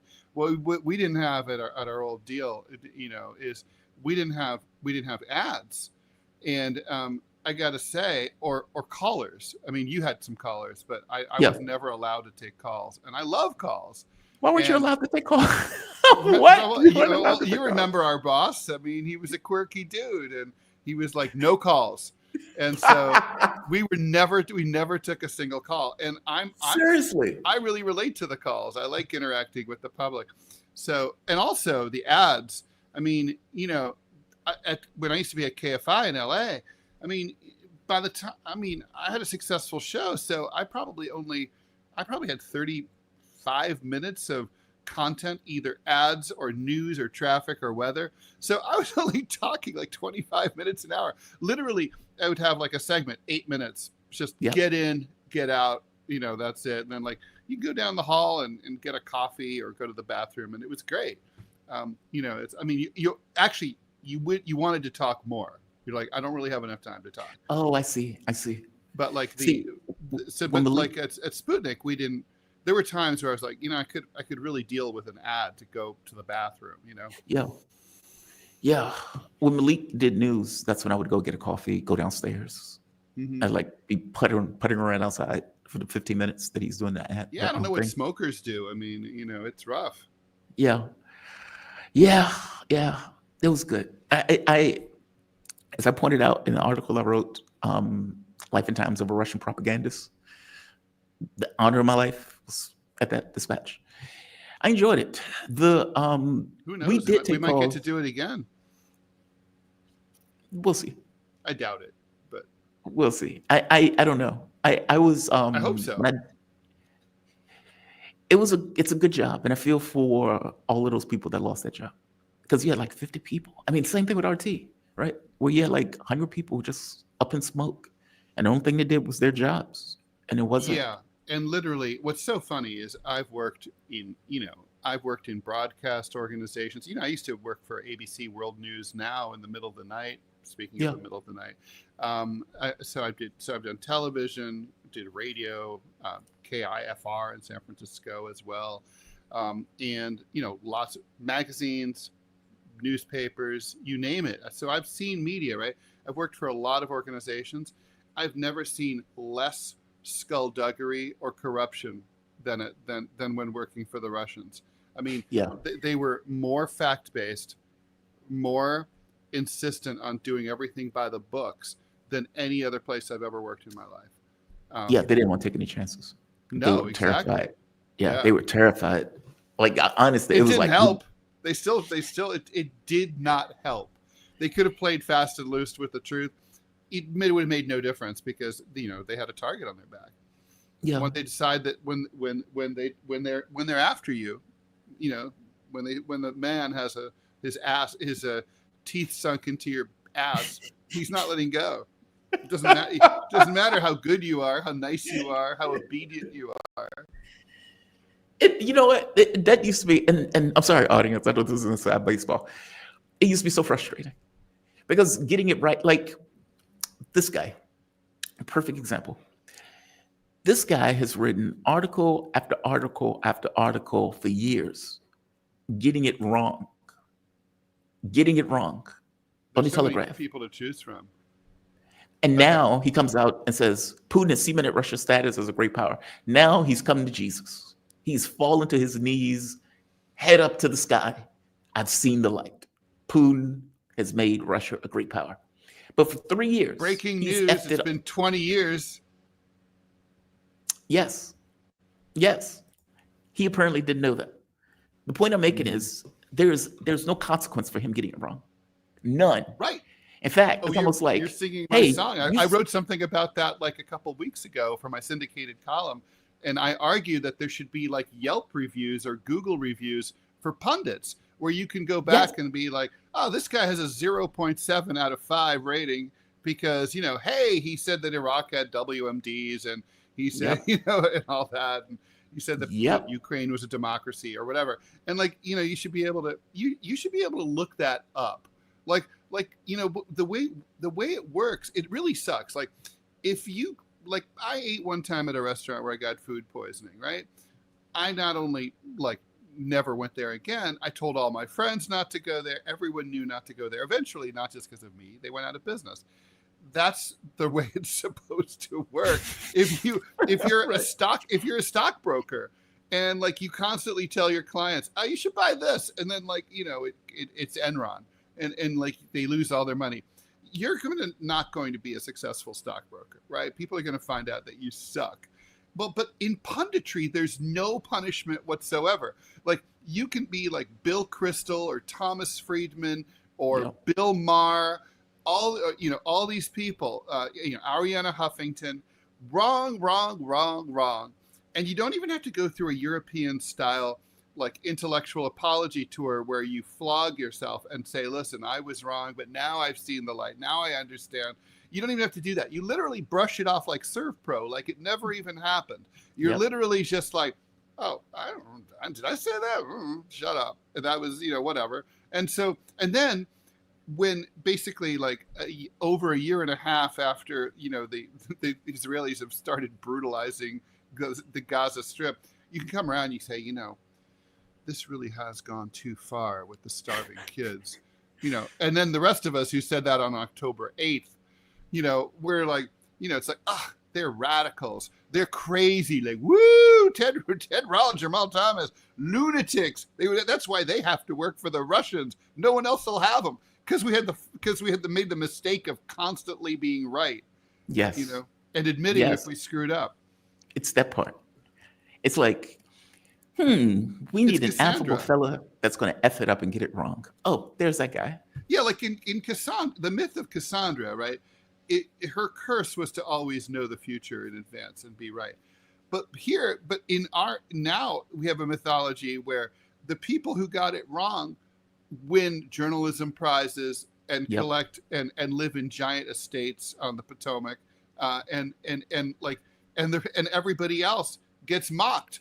It's crazy making. That's why integrity is expensive. I've said it more than once. Integrity is expensive.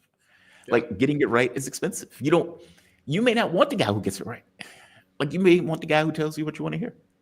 And if you are in a Western media that is oriented around a government that has a certain point of view of the world, wants that point of view espoused, well, it may not be in your best interest to point out, hey, Ukrainians look like they're losing a lot of people.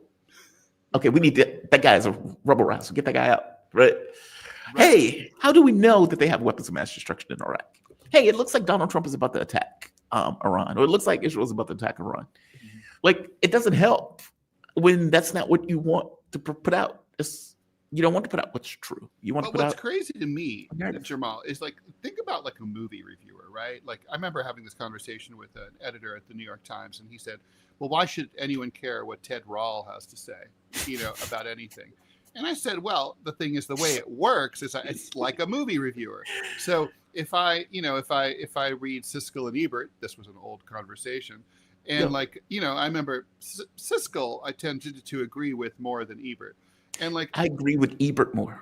Oh, okay, interesting. But it's not like Ebert was a maniac. He knew his shit, but we had different tastes, and like. Yeah. So, I mean, Ebert was more into genre stuff than Ebert was. And so, anyway, the point is, like, it's like a film critic. If you read the review, you see the movie. You read the review, see the movie. And more times than not, you agree. You're like, oh, yeah, that guy was right. You tend to trust him the next time you read his review. Or vice versa, you don't trust him. Michiko Kakutani at the New York Times, book critic, she was like a compass who faced south. Like anything she said would be good, I knew I would hate, and vice versa. So, but like even that's a sort of a lodestar, right?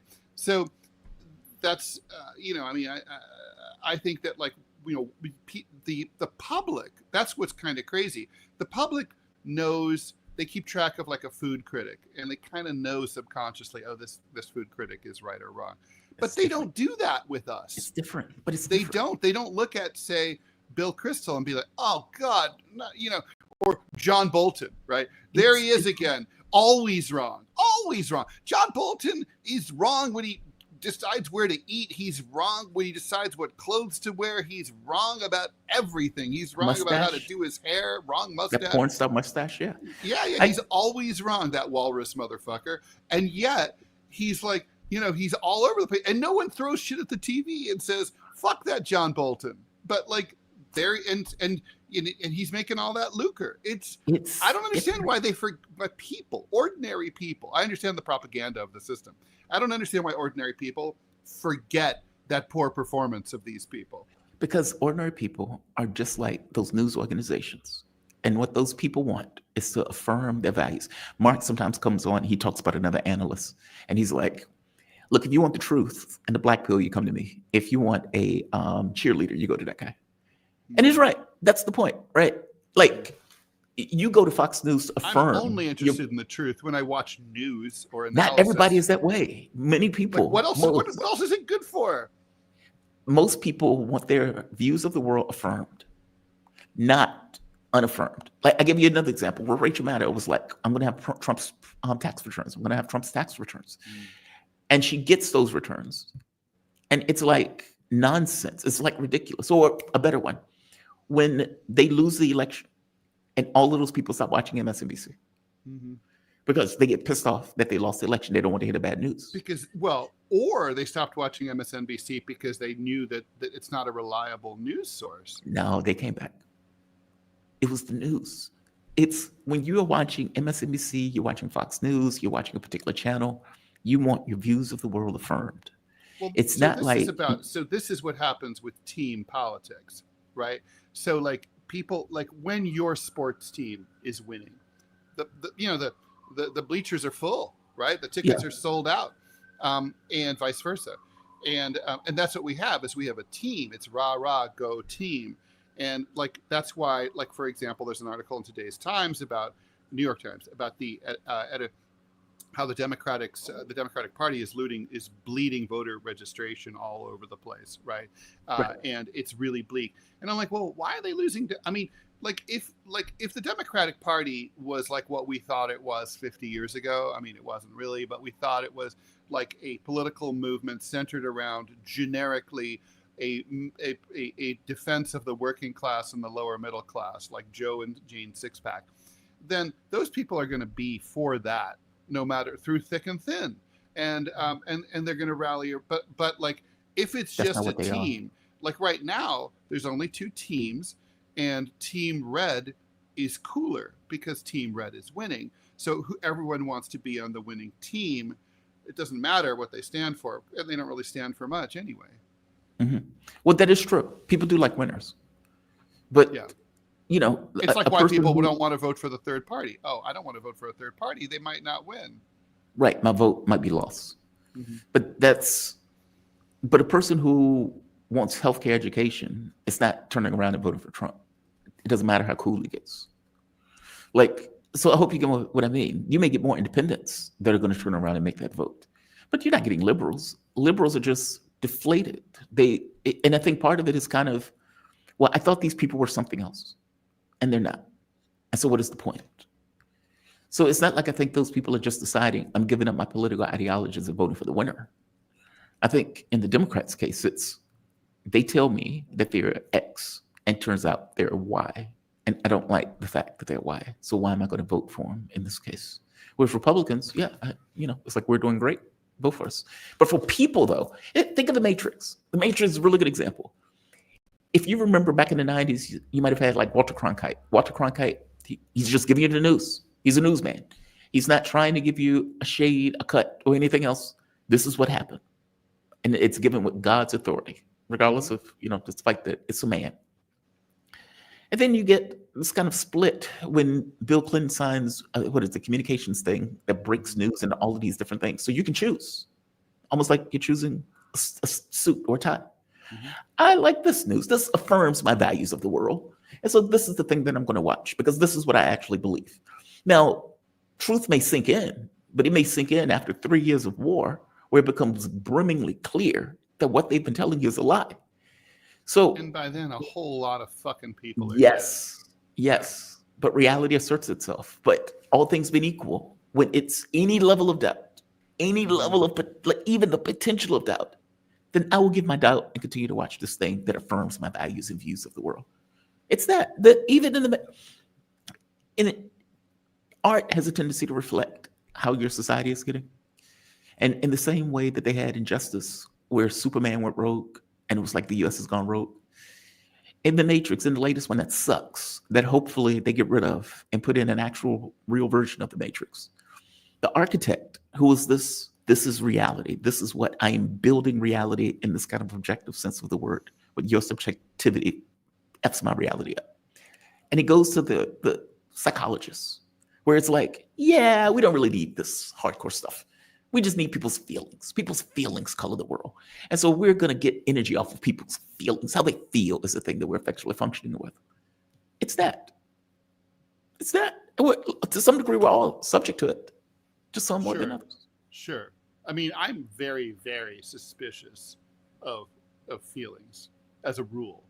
You know, like whenever I'm emotional about, I mean, it's really funny because I'll have this argument with people and they'll be like, but that's my feelings. And I'm like, but I don't trust my feelings. Like I like to try to use as much empirical evidence as possible to make, or to, you know, to take feelings out of the equation. And they're like, you know, and everyone's like, but feelings are important. I'm like, feelings, we can't avoid them, but I mean, I guess feelings are part of the reason that, you know, people look at starving children in Gaza and finally their hearts break. Yeah. And I guess that's good. But honestly, you should be able to look at a hungry old dude starving in Gaza and, you know, and have the same sympathy. You really should be able to.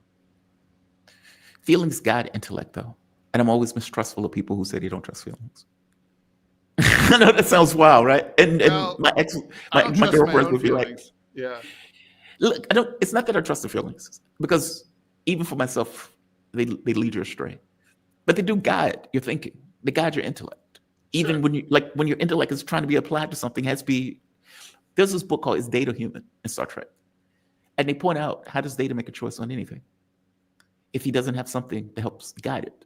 It's not an intellectual thing. It has to be something else there that says this versus this, which your intellect can apply itself upon. It's almost like a... Sure. I don't know. And like, you know, it's I guess you could say, like, for example, intuition. Like, oh, I don't think, I mean, you know, we talked about the Ukraine war at the very beginning and all throughout. And like, you know, you and I both know we had a feeling this was going to end up right where it's ending up, right? Yes. That's due to intuition and pattern recognition and having lived a long life and having seen other similar things play out and having read history about how things like this played out in the past, and also being able to look at a map and see this country's 20 times bigger than that country, you know? Yeah, it's wild. And being over the top, and I'm saying I don't trust people who don't trust their feelings. I usually don't trust emotional people either. It's always yeah, no, I definitely don't trust people. Yeah, it's like, well, I think it's this. Yeah, but it's not that. Yeah, but you're just being me, blah blah blah blah blah. Let's go to Laura Loomer. We cut light at wood to chop. Speaking of feelings. Yeah, I know, right? I know. She's just an id. She is cantankerous. Like she wears her cantankerousness on her sleeve like it's an identity. It's weird. You know, she's the reason that those visas for those kids in Gaza got killed. Yeah, it's crazy. Did you hear that? Like where it was all those kids that were coming into the U.S. from Gaza, they were ill, blown up, sick, injured, etc. And Rubio comes out. It's like, yeah, we're not doing that anymore. That was Loomer. I know. And apparently, there's a lawsuit where she's suing Bill Maher because Bill Maher said she was having sex with Trump. She felt some kind of way. She's like, you're ruining my marriage.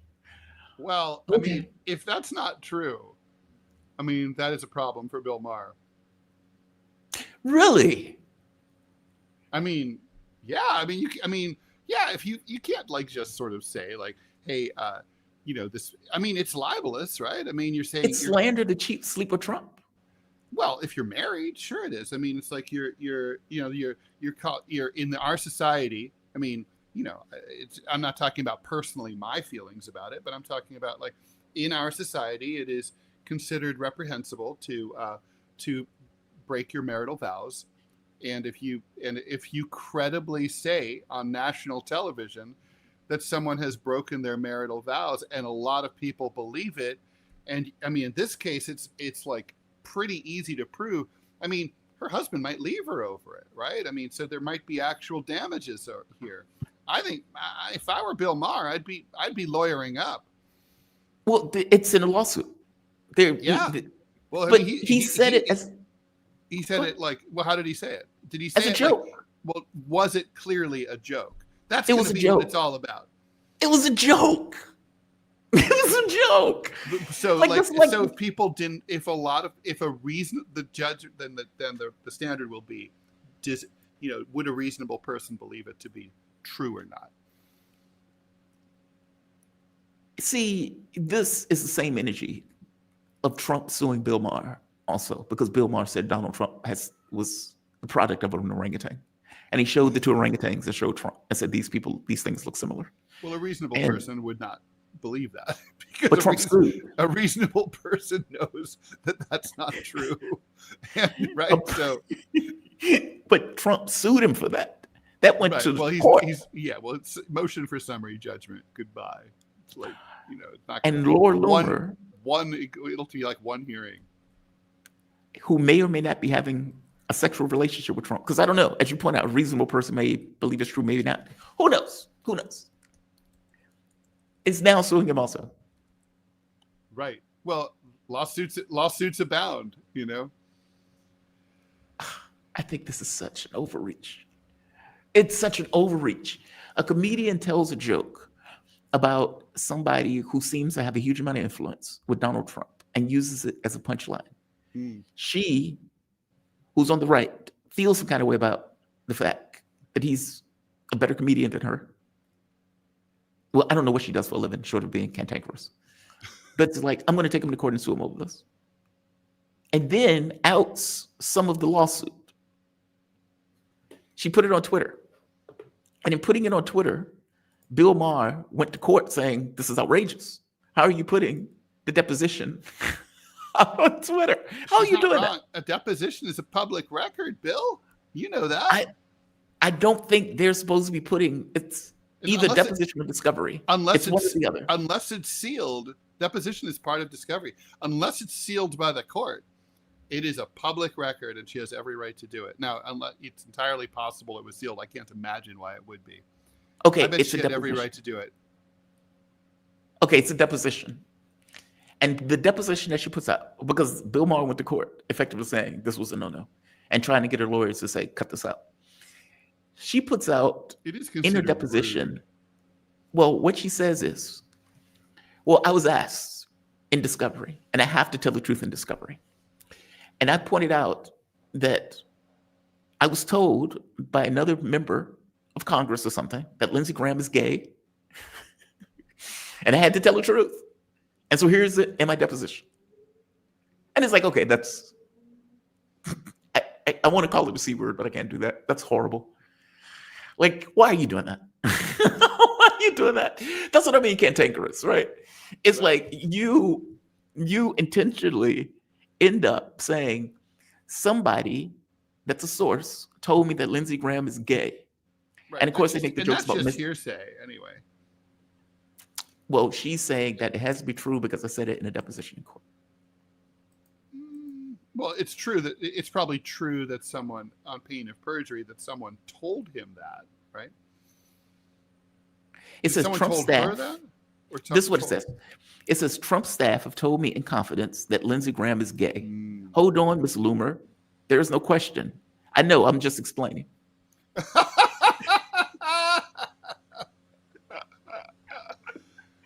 Well, it is true that anything you say under oath is supposed to be true. Oh, that is so Lord, wrong. let me just tell you, having seen what the LA Times said under oath, I know that's not always true. Ted, that's so wrong. That's so Yeah, wrong. It is He's- wrong. he's On the other hand, like, is it really? I mean, everyone knows Lindsey Graham is probably gay, right? I mean, Well, that's what I said. I was like, did Lindsey Graham ever say otherwise? But still, it's kind of grotesque. I mean, he's not married or anything. Not that that's like the standard, but is he? I'm just saying it is royally screwed up. It's like, Miss Loomer, nobody asked you a question. I know, I'm just telling you. I'm just telling you. I'm just making it clear. Yeah, just by the way, I just want you to know. Ted, man, I always enjoy these conversations, man, and I really appreciate it. Thank you, man.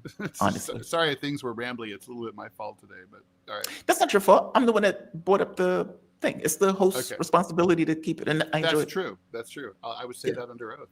Okay. Ted Rall, political cartoonist, syndicated columnist, host of TMI with Manila Chan. You also have another show with John Kiriakou, another damn good one. Yeah, it's called Deprogram, Monday through Friday, 5 p.m. Eastern. Badass, man. You have a good one, okay, Ted? Thank you. Thanks. You too. Take care. Be safe. Bye. All right, Ted Rall. Let me go to my next man, Michael Maloof. How you doing, Michael? You doing okay this morning? I'm good. I had a little hard time connecting to you, but I'm in now. You were here. So I'm here. I'm here. Michael Maloof, former senior security policy analyst in the Office of Secretary of Defense, author, regular contributing analyst of RT and other media outlets. He has nearly 30 years of federal service experience in the U.S. Department of Defense. Michael, you are the man I want to talk to today because I'm super curious on your take. Okay. So lay it on me. Yeah, right. So Donald Trump goes to Alaska. Up to that point, it must be a ceasefire. It must be a ceasefire. Putin needs to stop. Oh my God, all these people are being killed. Oh my God, Putin has just gone crazy. And then he gets 50 days. You get 12 days. You get 10 days. And then let's have a meeting in Alaska. And after the meeting in Alaska, a lot of people were saying nothing burger, nothing burger. I heard the press conference and I was like, that doesn't sound like a nothing burger to me. It sounds like there's a lot of agreement. A day later, Trump comes out and says, we need a peace deal, not a ceasefire.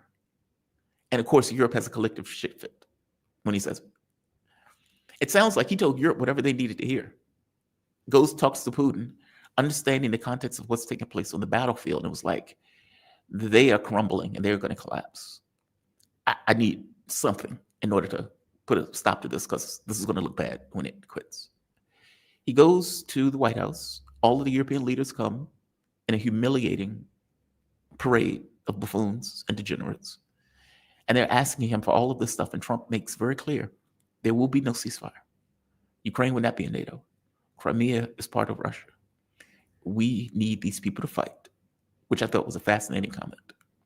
What do you make of all of this? What do you make of this changeover from ceasefire to peace deal? And what do you think he is legitimately going for a ceasefire? Or do you think this is another Minsk 3? Give me your thoughts. I think as Trump got into the conversation more, into the issue more, and got into the weeds a little bit, he began to see the futility of a ceasefire. We've tried that numerous times, and each time they failed. And so if you keep trying the same thing, that's the definition of an idiot. So I presume that. It was Putin who put forward the idea. Let's just go for a negotiated treaty, and then end the hostility altogether, which makes more sense, frankly, and that really puts that prevents kicking the can down the road, and that's what's been going on ever since Minsk 2. This can kicking, and nothing gets resolved, and we continue to expend valuable resources, and we have other priorities. I also think it's a signal. It was a signal to the allies who insisted upon the ceasefire for their own purposes, so they could help rearm Ukraine, that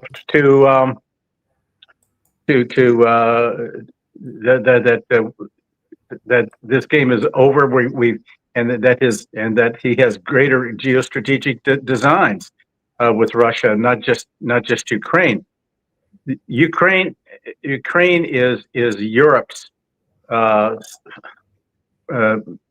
I don't know what it is, but for Bring the some, bear.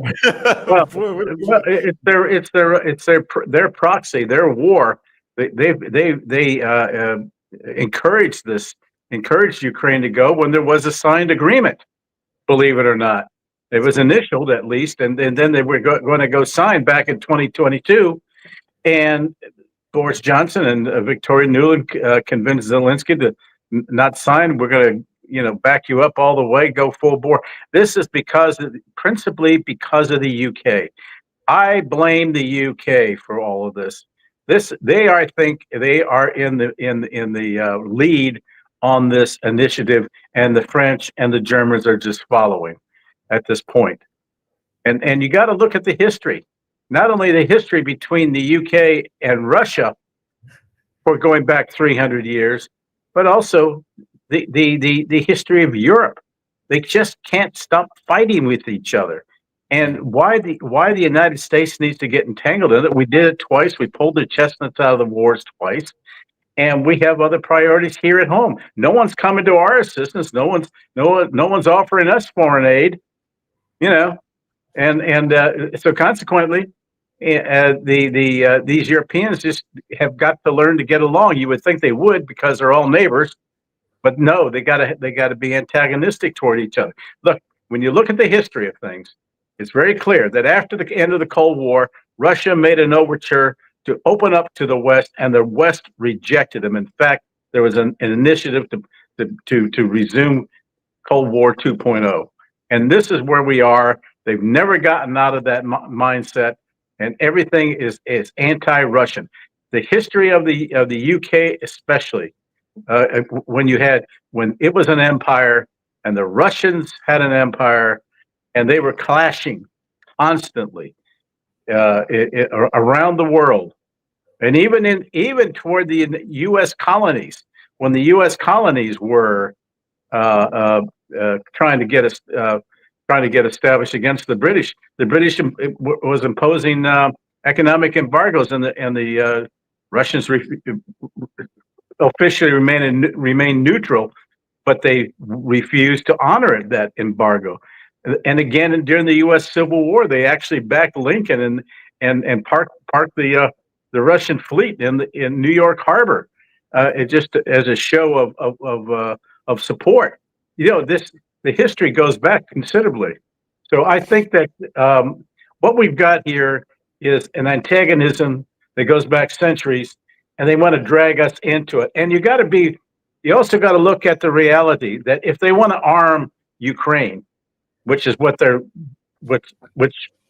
really want to do, it's premised on U.S. support, and Donald Trump is telegraphing enough. And J.D. Vance made that very clear when he said, "We're done with it. Yeah. We may sell them weapons, but we're done with it. But it's their war. It's their dispute." I think we need to get on with renewing the geostrategic relationship, because there's a lot more at stake than just Ukraine. The evidence is in that there is no effort by Putin to want to take over all of Ukraine and all of Europe, like they try to jam down our throats with the help of the Western media. And the Western media, I will point out, has been very, very pro Ukrainian in its coverage. You never, ever hear of how the Ukrainians are bombing, or did bomb from 2014 on, the autonomous regions of the Donbass region, which ultimately asked Russia for help, and they came in and annexed the place after a referendum. Yeah, you didn't hear that. It went on for 8 years. It's still happening. The Ukrainians are bombing their own people. I mean, if I was being bombed by my own government, I think I would hate them too. Yeah. They act like ethnic Russian Ukrainians were not Ukrainians. It's yeah, amazing. In fact, they went so far as to try to eliminate the Russian language, the Russian culture, and we're seeing that constantly. What's democratic about that? We claim that Ukraine is a democratic country. Look, we're speaking out of both ends of our mouth and out of our you-know-what. I mean, this has gotten to be ridiculous if you apply common sense and everyday reality. for too long now, we've been looking at Ukraine through the prism of ideology rather than reality. Agreed. We had military objectives that we wanted to accomplish, or geopolitical objectives, and reality mattered less. I want to show you something that just came out today. So before I just started the show, this document, I don't know if you've seen this yet. No, All right, I'm barely so what this awake. is- Oh, you're fine. You're fine.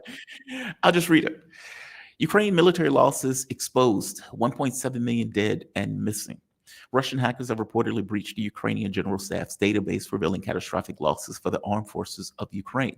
According to the compromised digital registry, if the data is correct, Ukraine has lost 1,721,000 troops killed or missing over 3 years in the conflict. And what's the interesting thing is the breakdown. In 2023, 118,500.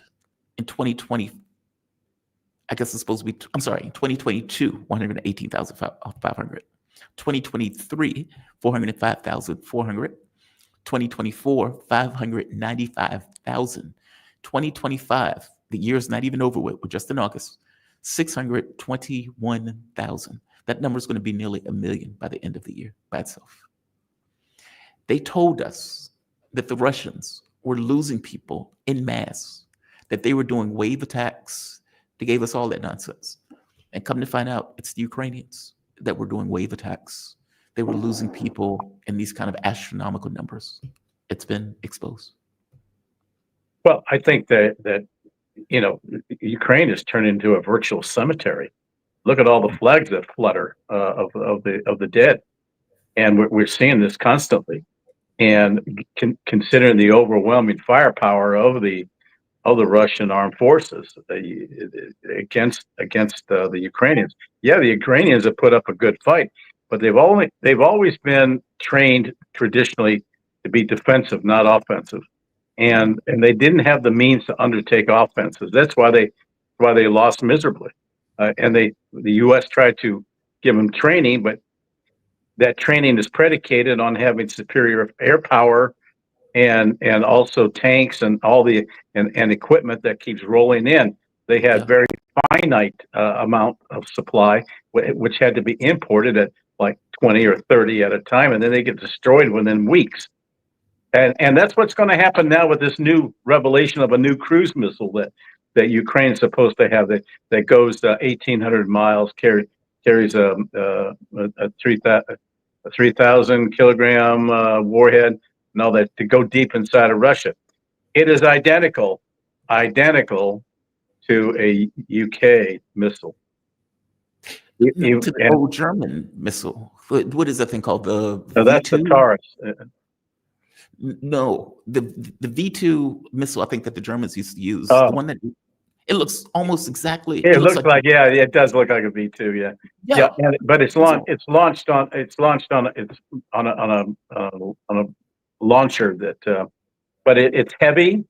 It's said to be one of the largest that has ever been seen in the Cold War, and it lumbers along, and it can easily be taken out. But yet this is what the UK has to offer, and now it's being co-produced in Ukraine. Once they find that factory, then that'll be it. And I think this is just one further indication of how the Europeans are not going along. And the signals that Trump sent to the Allies was startling. And he didn't meet them at the door. He had his chief of protocol meet the leaders. He only met Zelensky, but that was a signal right there. But he met Putin directly.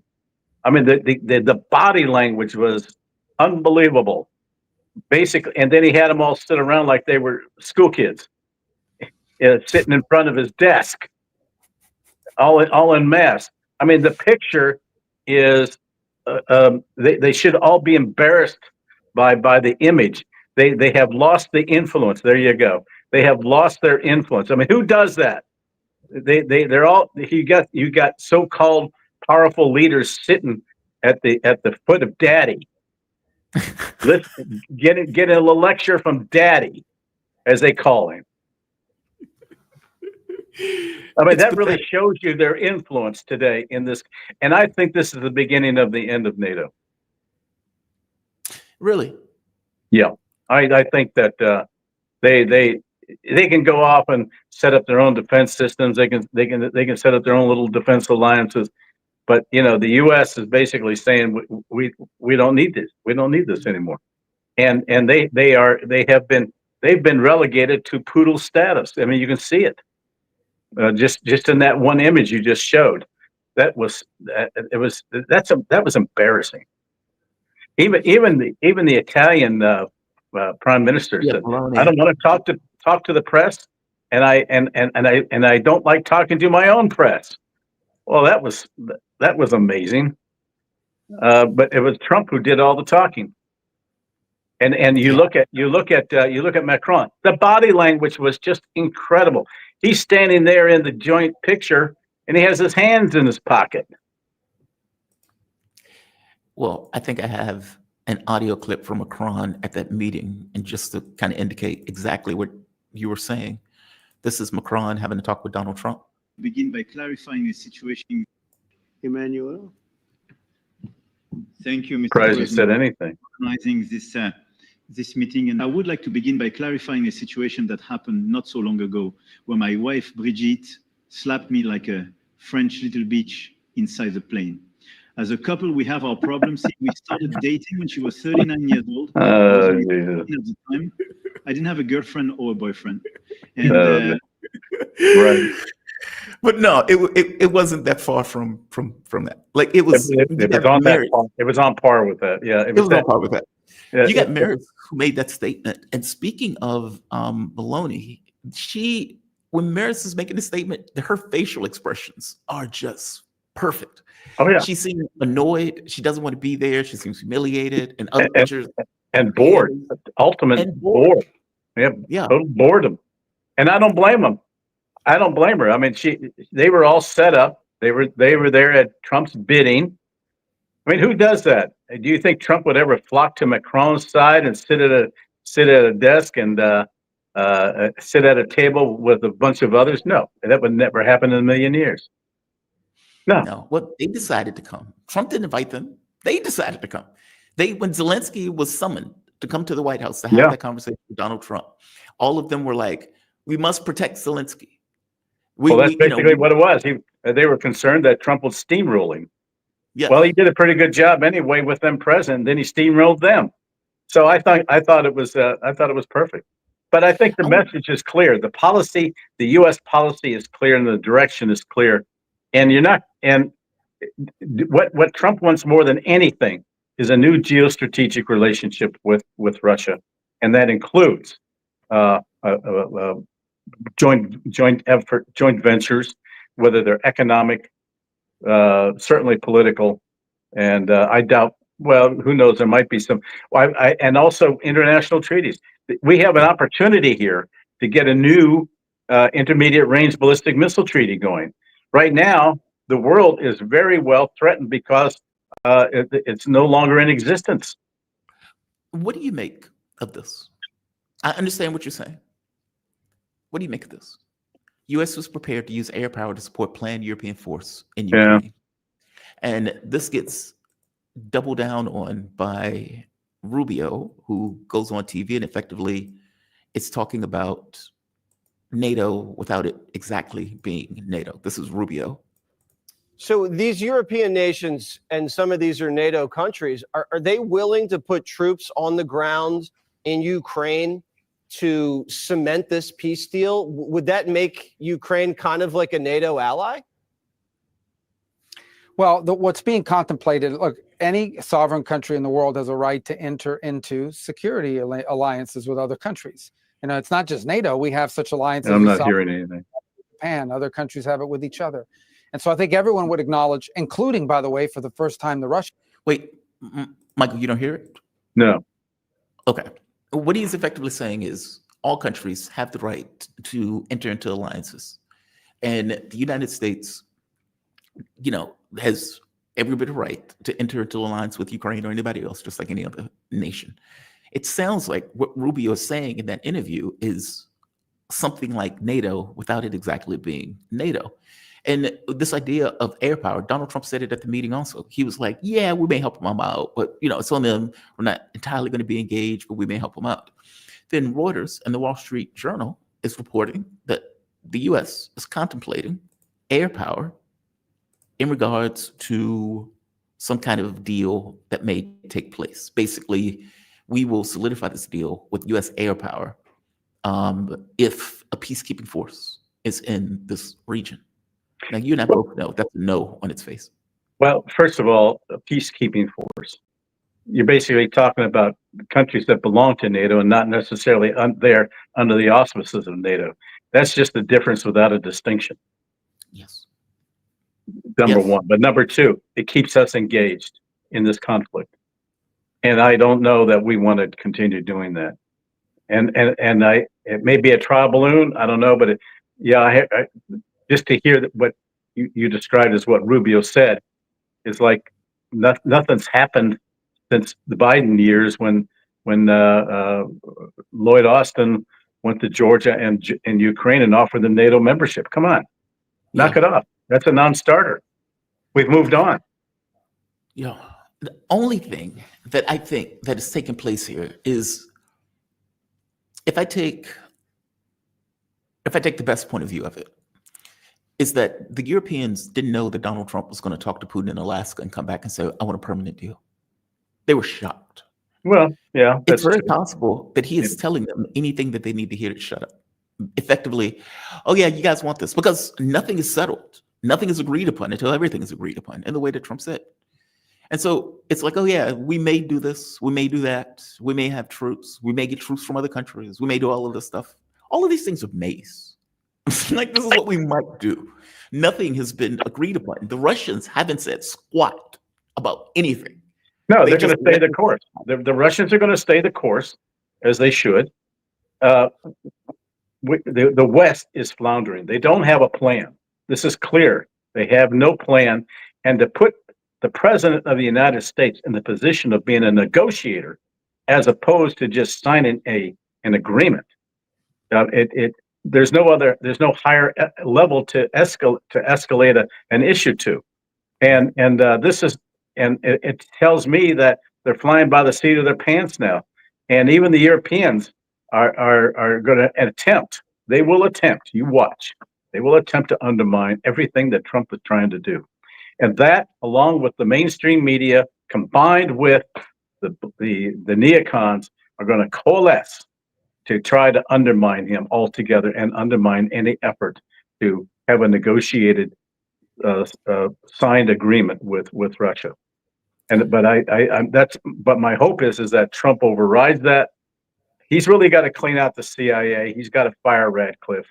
I mean, he is a neocon of neocons as well, and I think that we're going to be seeing some efforts here where the UK will try to undermine. We see it already. The UK is leading the vanguard in efforts to try to get into the soft underbelly of Russia, and that is through the Caucasus right now.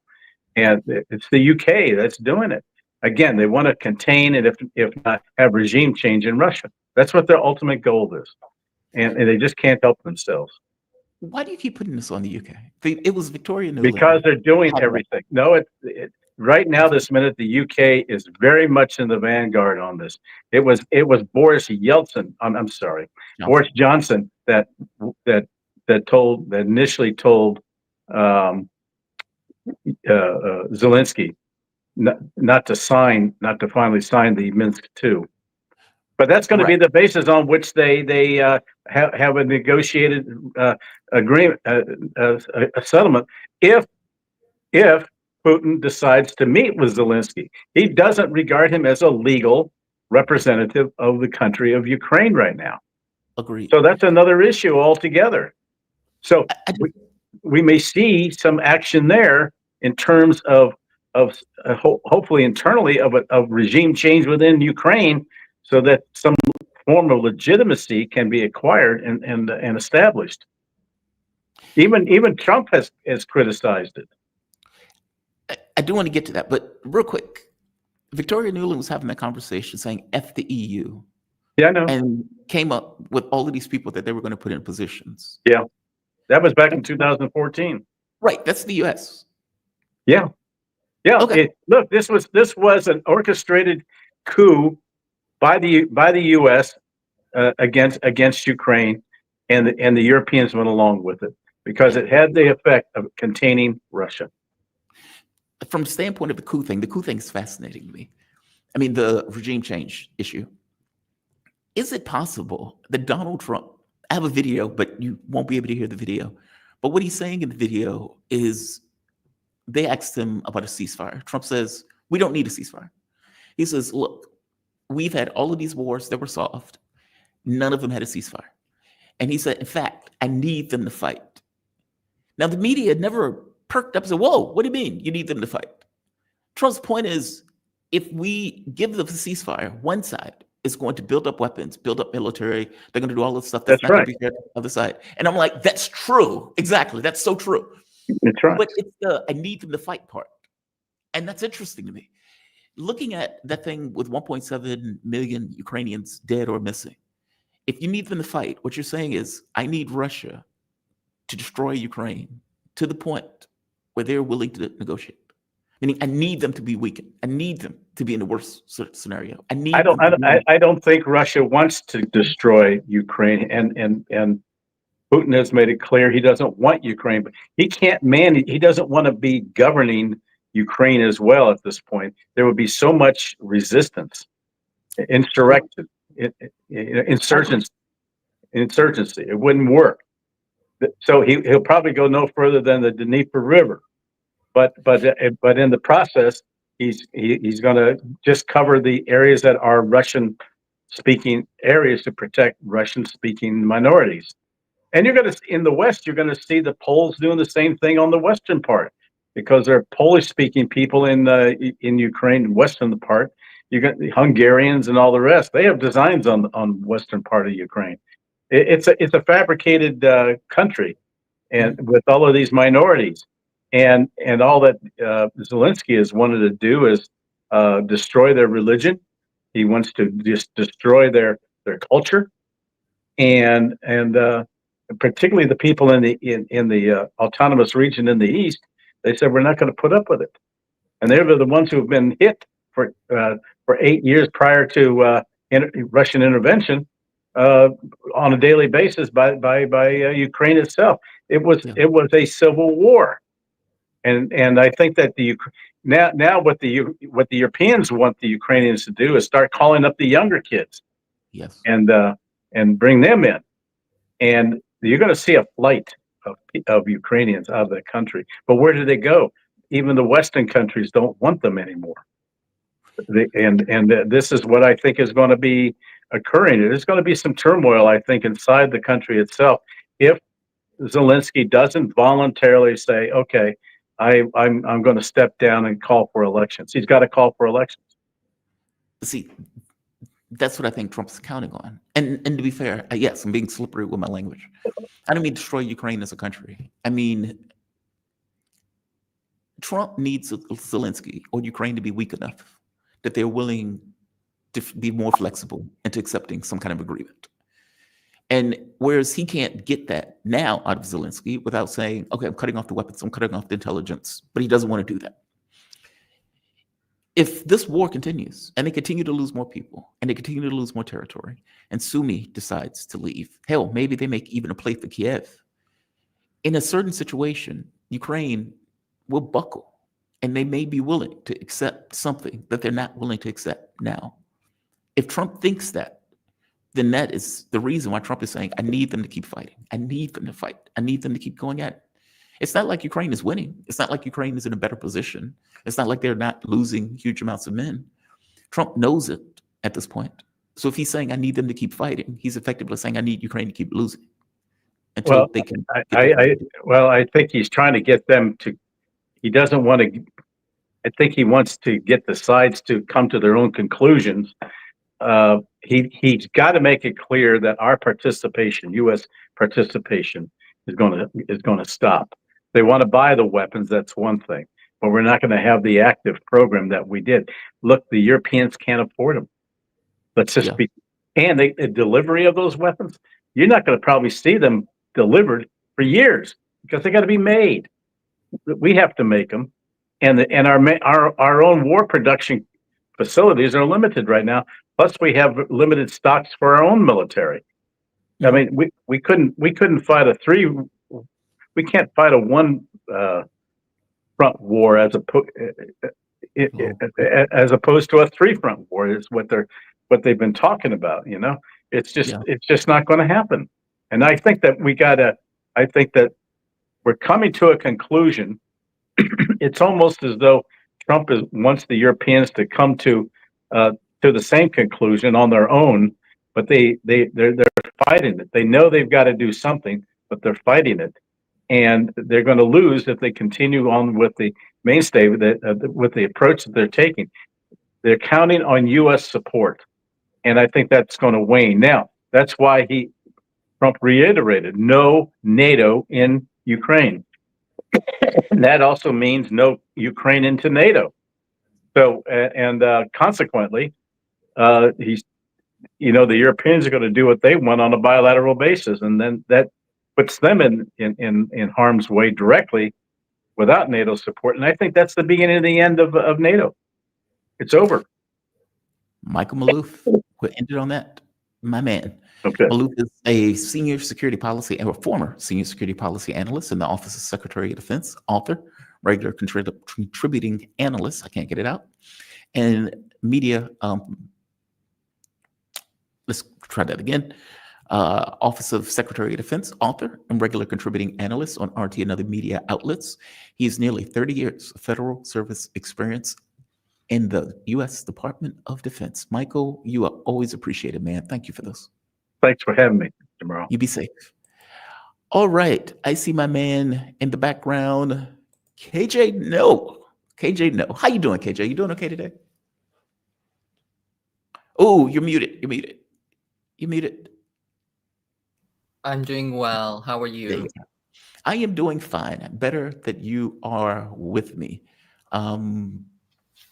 KJ, no, he's a journalist. There we are. Teacher, journalist, specialist in the Asia Pacific region. He has a book. You can find it on iacenter.org.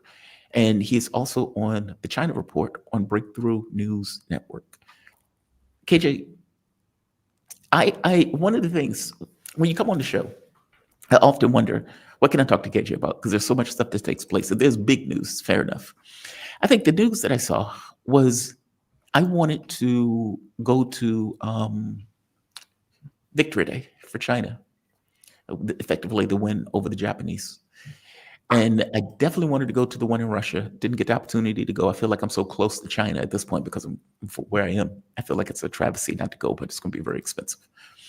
I realize it may be an interesting topic that is an unsung war, kind of like they say North Korea is a forgotten war that America fought. Well, China's role in the Second American War, World War II, is really understated in the U.S. I don't even remember going over anything about it in school in the U.S. It's kind of like you get older, you start thinking about the war in regards to reading through the books, and you realize, oh, wait, China was also a major power. Oh, right, China's at the UN Security Council. Like they had a major role in fighting the Japanese, not to admit the Japanese, for all of the talk about the Nazis, Japanese were not that much better in regards to the way they treated the Chinese or the South Koreans, or the Koreans, I should say. Can we step into that? I think that may be an interesting, unless there's something else on the itinerary, like in regards to something big that is taking place that I'm unaware of. I think that'd be an interesting thing to go into, considering it's going to be September 3rd where they celebrate the Victory Day celebration. Yeah. So I think the first thing to point out is that the Japanese made the Nazis look like Boy Scouts. And I kid you not. Just think about some of the things that you may know already. There was Unit 731, which was the biological warfare medical testing unit in Manchuria. Horrific horrific acts.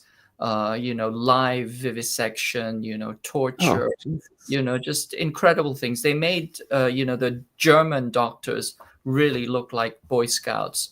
And the leader of that was spirited away to the United States after the war, and then became very, very influential in the development of the U.S. biological warfare program, which there is very, very strong suspicion to suspect that it was used during the Korean War against the Chinese and the North Koreans. Really? I did not know that. I mean, I knew, see, this is what I mean. Like, I knew the German doctors and German engineers were taken to the US. I didn't realize the Japanese ones were also. Yeah, Japanese, the head of the Japanese biological warfare unit was taken to the United States and probably had a strong hand in the development of Fort Detrick, which, was the main campus for research on biological warfare. I think it's pretty much well established. I mean, there's always propaganda that tries to deny it. There's a lot of denialism regarding World War II and Japan in general. But I think it's pretty well established that biological weapons were used during the Korean War against the Chinese. There's so much evidence. And that this was probably done in Fort Detrick. And this is more tenuous, but there's a strong link to some of the research that the Japanese were doing during World War II. So that's one thing. Unit 731, if you don't know it, I think everybody should know something about Unit 731. We also know that the Japanese took somewhere in the range of 400,000 comfort women. Yeah. And comfort women is a it's a euphemism. They're really military sex slaves. The Japanese would essentially kidnap or trick young women into becoming prostitutes for the Japanese military. And they were kept in these like tiny pens and then literally raped nonstop. It was like an assembly line rape by Japanese soldiers. The piece that most people may know a little something about the comfort women. What most people don't know is that these women had a life expectancy. There was a death rate of somewhere between 75 to 90%. That is, 3/4 of them would die during captivity. So that's a higher death rate than frontline combat soldiers. And then this comfort women system essentially became the template for modern industrialized sex trafficking, in particular around U.S. military camp towns. So there's an ugly, history to the comfort women. Mostly young women from 14 Japanese colonies, but the large majority of them coming from China and Korea, and both, which were. Korea was entirely colonized. China was partially colonized. So they would kidnap these young women. In Korea, they would be as young as 12 years old.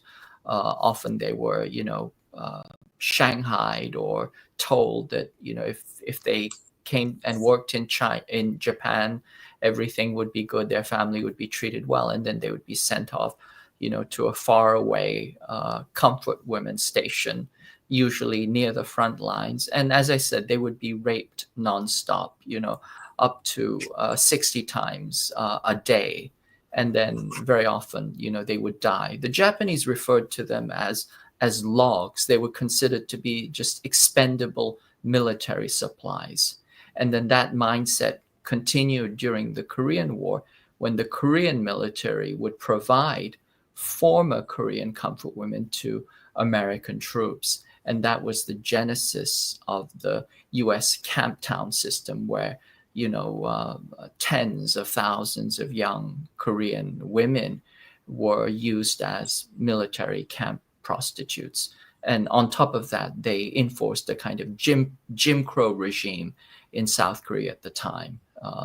So anyway, it's just unspeakable. But the Japanese originated this system, and then also there was the Nanjing massacre, in which the Japanese killed off 300,000 trapped Chinese in the city of Nanjing. There's a movie which has just come out, which I think everybody should watch. It's called Dead to Rights. Dead to Rights. It's currently showing in American theaters. It'll just show for a moment, because this is the kind of movie that you cannot see in the United States. They don't want this kind of stuff to be seen. But you see what the Japanese did in Nanjing during the Nanjing massacre. And it's essentially a entire city of people that is trapped, and they are slaughtered daily. Can I ask you something? It's part of what Japan needed was resources. The U.S. cut off the resources. They decided that they were going to go into China and take elements of China and use it as a resource. And correct me if I'm wrong on any of this. And they realized China doesn't have the resources that we need, in which case you have all of these additional people with even fewer resources to deal with, meaning it became a contradiction in regards to the way they were operating. Can you explain the breakdown in China? Because there was two things that were taking place simultaneously, which makes the battlefield, I'm saying fascinating, even though I know it's grotesque. You get a revolution where the government is going against the revolutionary forces. But then you also get the invasion by Japan, where the revolutionary forces and the government decide to work together to go after the Japanese. And somehow the revolutionary forces gets the backing of the US to become China, with the other group, revolutionary, or let's say the governmental forces going over to Taiwan, trying to declare that the tiny island of Taiwan is somehow China as opposed to the landmass. Explain the breakdown. Maybe I guess what I'm asking is the historical context of the breakdown for the audience, for them to understand how the governmental forces were fighting the revolutionary forces. I think Chiang Kai-shek, if I'm getting this correct, I haven't looked at this in a while. But these two forces are fighting, but also the Japanese is in China also, in which case it ends up being a war against the Japanese simultaneously. Yes, it's a very complex history, and I suggest that you get Carl Jha on it to talk about it. It'll take about 8 hours, but it's worth going into. But let's get down to brass tacks. The simplest way to understand it is Japan is a very highly resource constrained country. It's a small island archipelago. The best way to think of it, I really think of it, is a bit like the United Kingdom, Great Britain. There's a tiny island that essentially conquered most of the world. In Japan's case, it conquered most of Asia. Now, how did it do that? Well, it did the same thing that the British did. It started with slavery. The Japanese were early slave traders. So if you go back to texts in the 1500s, the Japanese had what were called Nanban slave traders.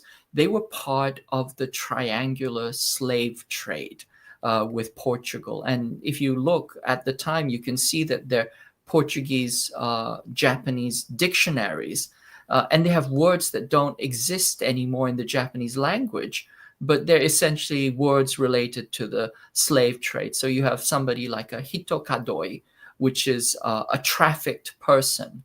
And you have the anguiadores, these are the slave traffickers, and then you have the anguiador, etc. So there's an entire vocabulary that was developed simply on the basis of slave trading. The Japanese were early slave traders, and they were part of the slave trade.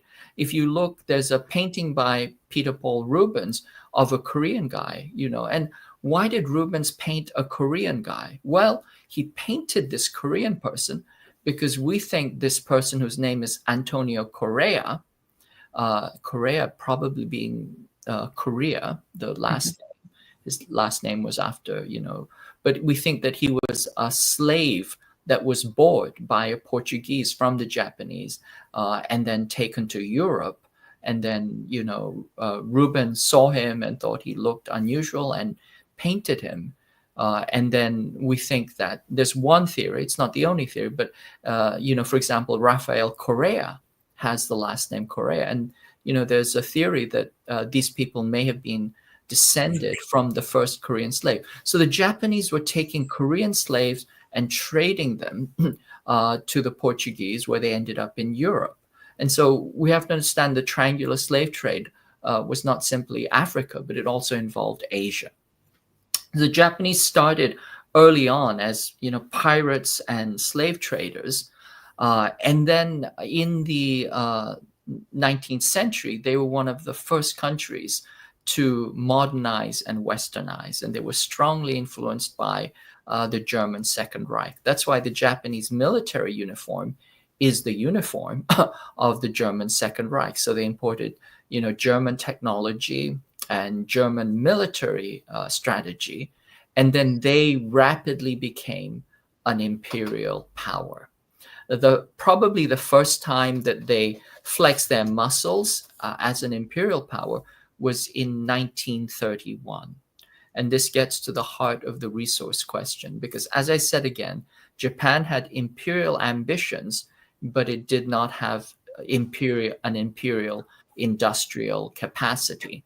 It had already annexed Korea, or colonized Korea, in 1910, although that process started in 1895, really.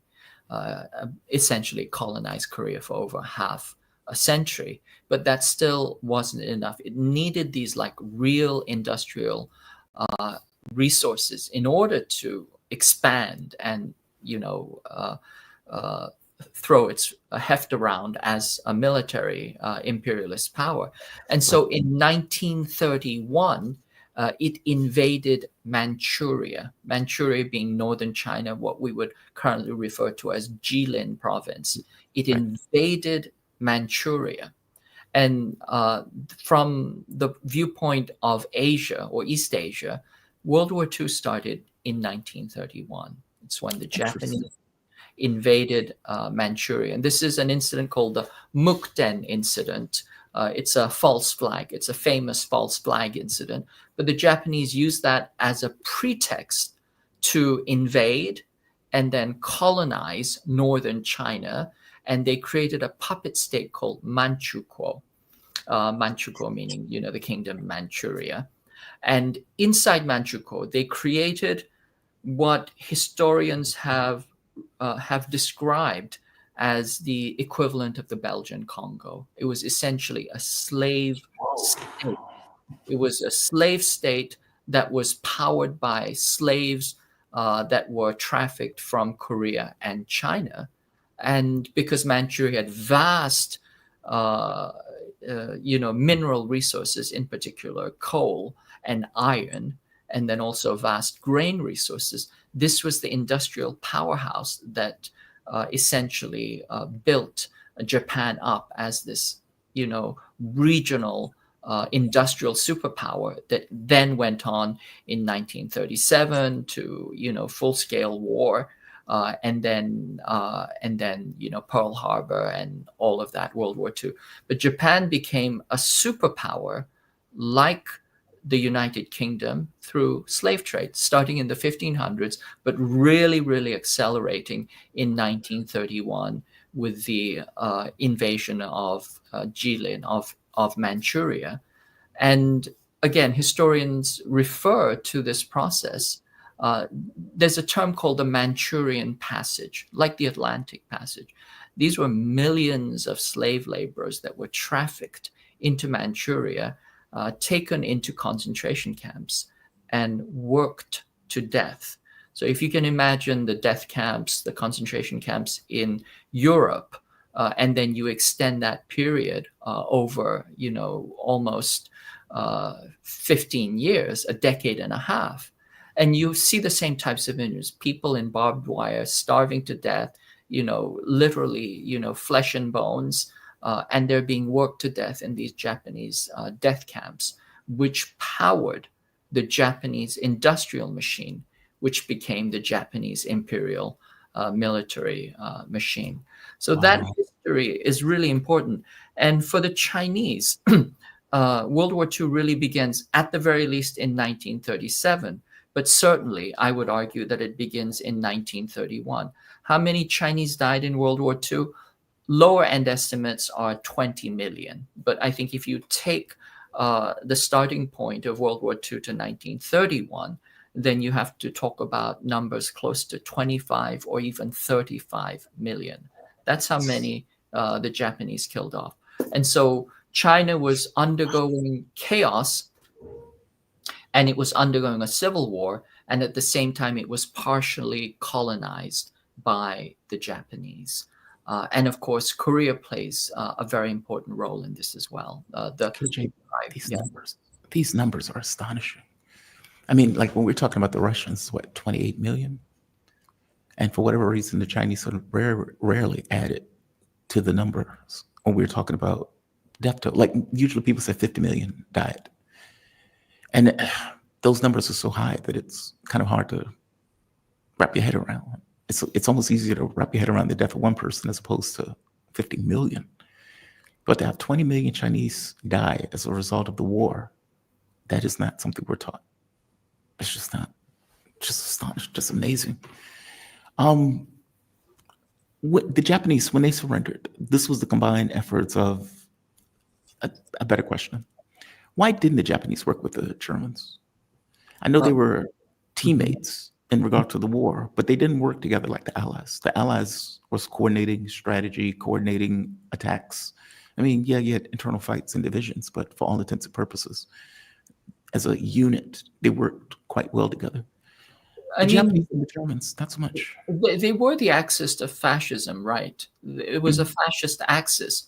And the Japanese had a long history of coordinating with the Germans. As I said, going back to the Second Reich, the Japanese industrial machine is actually German. You know, the Japanese learned the industrial techniques from the Germans. That's why they have that incredible, you know, precision and, you know, technological capacity, as well as the military technology and the military discipline, the military, you know, even down to the uniforms, that's German. So there was this coordination, but it wasn't, you know, tactical or operational, but certainly they were allied. Geographically, they were very distant, and the Russians were in between. And so, you know, once again, coming back to 1931, there was an army called the Kwantung Army, and this was essentially a state within a state. They were the kind of military machine that, that struck terror into the hearts of people all over Asia. But in particular, they were occupying Manchuria. And at its height, the Kwantung military was millions of people. It was incredibly powerful. But as I said, you know, Manchuria was the industrial heart of the Japanese military war machine. And then when the Russians got into the war, they came down from the eastern part of the Soviet Union, and they tore the guts out of the Kwantung Army. And that's when the Japanese knew that World War II was over. They saw what the Russians did to the Japanese, who, you know, the Kwantung Army, they had a motto, which was kill all, burn all, rape all. You know, it was the holy terror in East Asia. And when they saw that the Russians had wiped them out, that's when the Japanese, you know, were rehearsing their surrender. So, but you're absolutely right. You know, none of this history is revealed or told in the, in the Western annals. And part of it has to do with the fact that there has been an incredible mystification of World War II in the West. You know, it's like the Allies, the UK and the US, they later, you know, they won the war, right? and the Russians, The who Americans. are not even part of the picture. Yeah. And of course, the Chinese, the 25, 35 million Chinese are also wiped clean of the picture. And also, you don't hear about Unit 731, the medical, experimentation unit.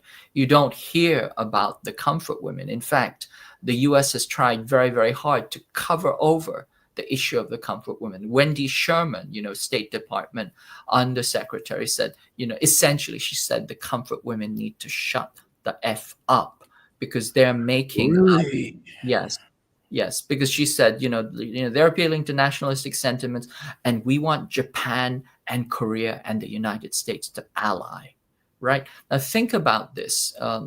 Korea was colonized by the Japanese for effectively half a century, and 200,000 at least comfort women, Korean women, young girls, were taken away as sex slaves, and more often than not raped and then died during that process of sexual enslavement.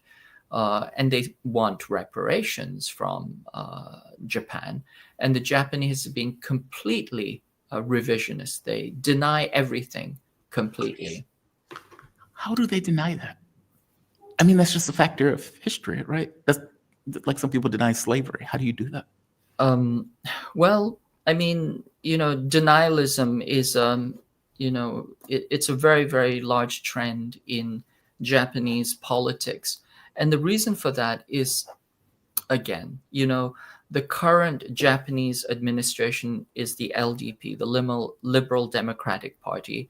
They were constructed in 1955, and it was essentially a coalition of unrepentant war criminals, Japanese mafia, the Yakuza, and unrepentant war industrialists. This was a coalition of these three people that were funded by the United States. They're funded by the CIA.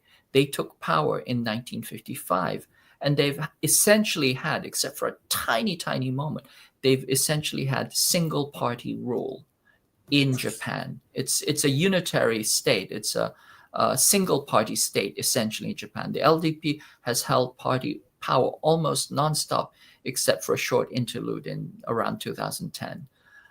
And so they control not only government, but they control the press, they control, the culture, etc. And of course, they control the textbooks that are published.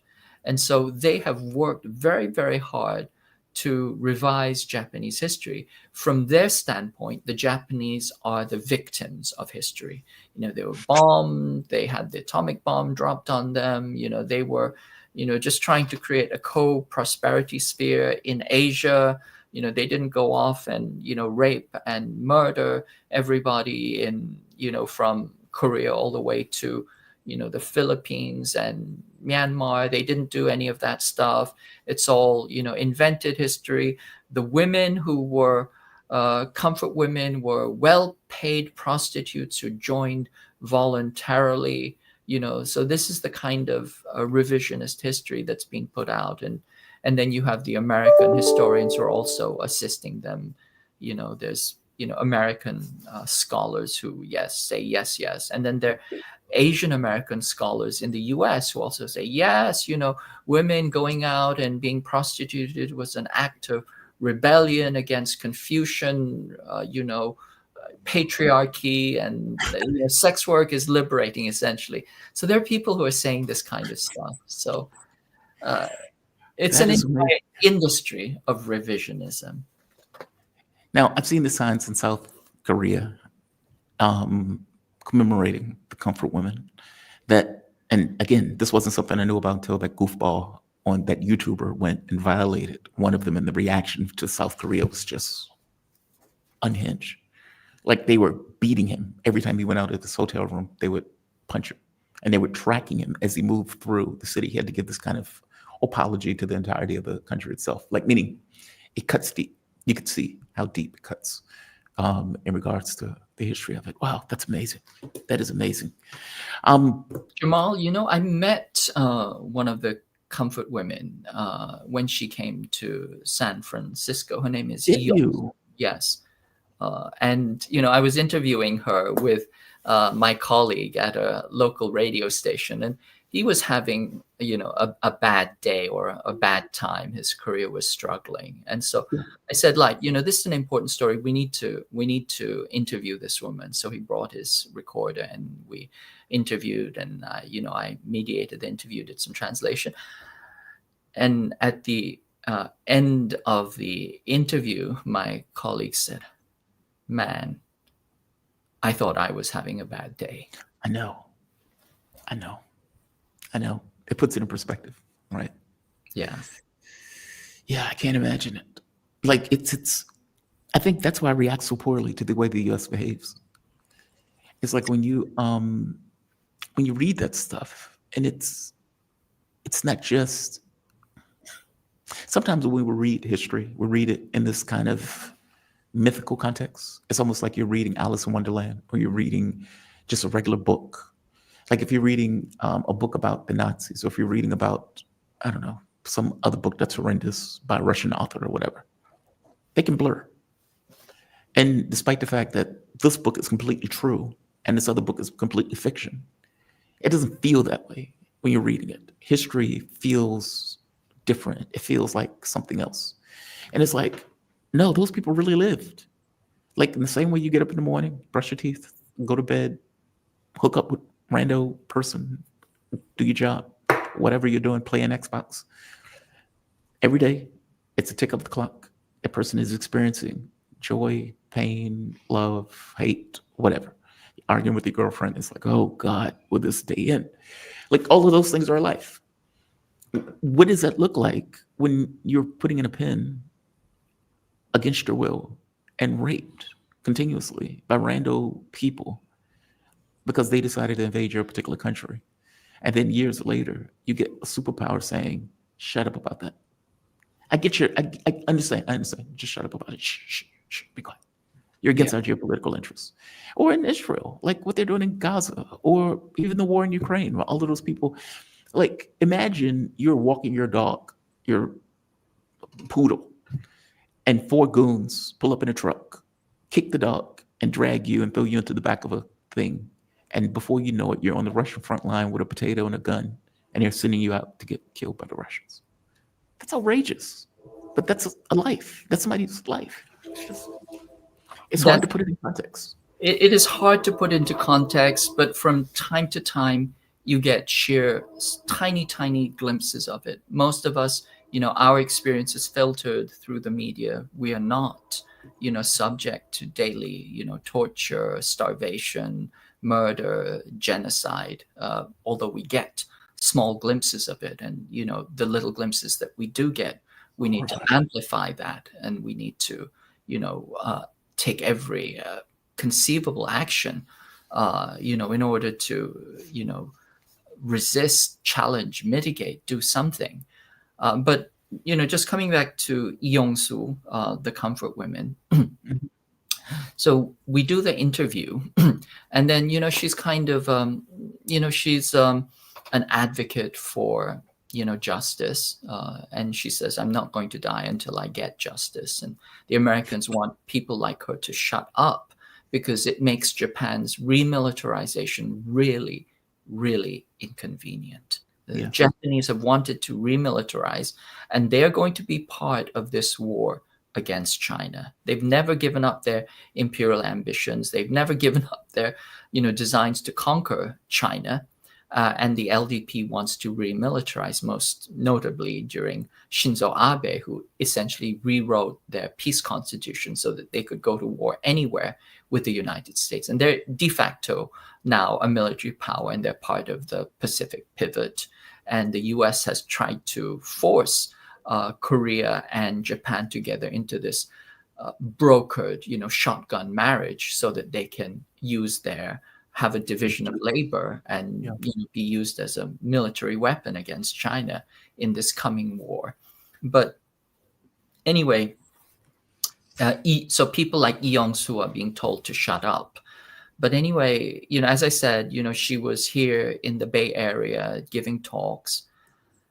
And after she gave a talk, people wanted to take pictures with her. So, she was nice. She's, at the time she was in her 80s, in a wheelchair. But, she was, doing her best, trying to smile and, do the picture taking thing. And one of the people who was taking pictures asked her, "Can you move over to the left and, be here?" She's framing the picture. And I swear, Jamal, I have never seen anybody become so compliant in my life.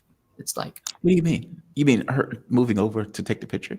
yes, she was told to, "Can you move, 3 inches to the left?" And I could see that there was something in her brain that shut down, and she reverted to this state of complete and total compliance. And I was thinking, yes, that's what she has experienced in her life. Other people telling her what to do and her having to shut down completely.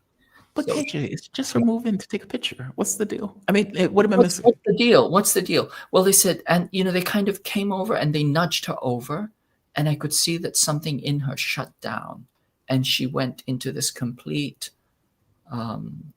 it's hard to describe, and I don't think anybody noticed it, but she went into this complete kind of shutdown. I could see that. Wow. Yeah, there was a part of her, I could watch her. She just took a sigh and she said, "Okay." And I could see there was like this incredible resignation. And then from then on, she was just putty. People were just moving her back and forth, manipulating her, etc. And she had no agency, she had no will. And I thought, man, she can go right back into that state of having no agency, because that's a place that she inhabited for a very, very long time. I guess my thing would be, what was she supposed to say? Like, was she supposed to say no? Like, I guess I don't know the alternative in that one. Is it just the sense that you got when she was asked, where it just seemed like she changed, like something, like a light was, okay. Like the light was turned off, like she received a directive, and it wasn't a hostile directive. It's just like, "We need you to, move." But once she received that, and so there was something about perhaps the way it was said or the conditions, or whatever, she became totally compliant. Give you And an impression. I swear I've never seen anything on that level with a human being before. And it just gives you the sense that, there is deep and profound suffering, but also programming that this person has been subjected to. But it also sounds like she's resilient. I mean, like, if she's making this argument, "I'm not going anywhere, I'm not leaving this mortal coil until I Yes. get justice for what is taking place," that's Yes. not compliance. Like, Jamal, the U.S. saying, "Shut up," and her saying, "Oh, F off." three quarters of the comfort women are estimated to have been killed during their enslavement, right? They were killed or died or committed suicide or died from ill health during their enslavement. So, just the fact that you survived is extraordinary. The second thing is just the fact that you spoke up about what you experienced is extraordinary, because, for 30 years, 40 years after the comfort women, everybody kept deathly silent. Nobody spoke up about it. It was just kind of completely buried. You went back, if you survived, you went back to your, natal village, and you struggled to, continue living.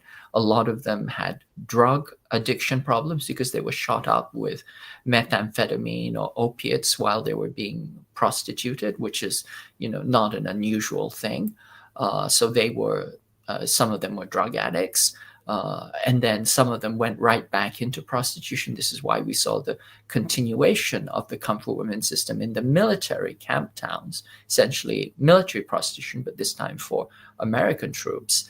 And then the other ones, most of them they couldn't have children because they were sterile, they had forced abortions, etc. And then they just kept silent. If they got lucky, it's one of those things which is so deeply traumatizing. The best that you can do is forget about it. It's not something you want to bring back up on the screen. So most people tried to forget about it. And there was one woman in Korea, there was one woman who spoke up, and she kind of opened the door for everybody else. And there's a line from Muriel Rukeyser. She says, if one woman told the truth of her life, the world would split open. I mean, this was the one who split the world open, with her testimony. And then that opened the space for other comfort women to speak up. And then, it became a movement for transnational justice. As I said, 14 countries, were, inducted into this trafficking. So, and she's one of the pioneers of that. So yes, incredible courage, resiliency, determination. And, so yes, all of that. And that doesn't mean that she still doesn't have these deep scars and imprints and programming that her body and her mind still can fall back into. Just to be clear, the woman who said, if one woman speaks the truth, the world will split open. I love that quote, by the way. That was one of the women that was a comfort woman. No, it's a poet called Muriel Rukeyser. But Okay. I just think that that's a very, very, appropriate description of what happened when the first comfort women spoke up. She was feeling very grandiose when she wrote that. She was feeling very grandiose. I don't doubt it, but Jesus Christ, if just one spoke the truth, that is so epic. Man, KJ, this is very dark. It is darker still that people are trying to deny that these women went through that experience. God, I cannot imagine, how do you go back to your village? Like, the war's over with, these rapists lost. And now you say I can go back home and do what? My life is torched. It's just, wow. It's like you're starting over from zero. It's just hard to kind of wrap your head around it. Yeah. Yeah, KJ, great breakdown, as always. Let me tell you the second chapter, which is not a happy story either. After, for example, in Korea, after the war, essentially South Korea was controlled by Japanese collaborators. So there are people who had collaborated with the Japanese. U.S. came into the south of Korea, and they put the Japanese collaborator class back into power. It's as if, the Allies had gone into Paris and put the Vichy government into power, and Macron was, the Vichy government.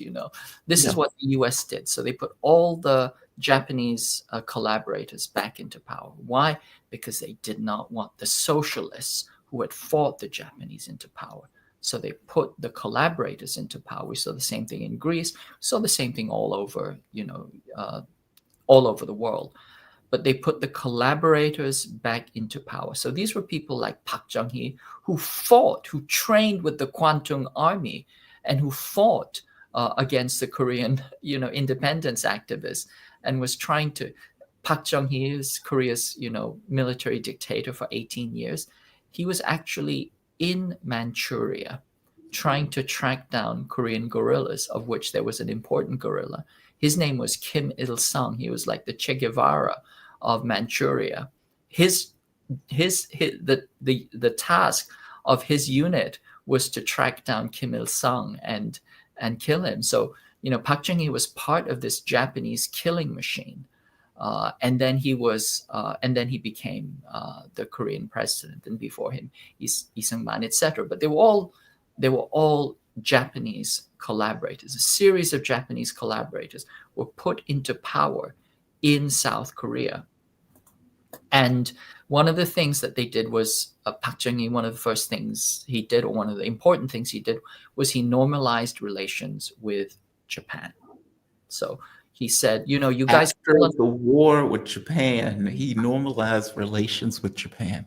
Under pressure from the United States, but he essentially said to the Japanese, you know, it's all good, you know, we're all friends again, and you know, you can pay us some reparation, and then you know, we're good. And he took a tiny pottage of reparations. I think it was like something like $300 million, and that money was supposed to go directly to the slave laborers and the comfort women, etc.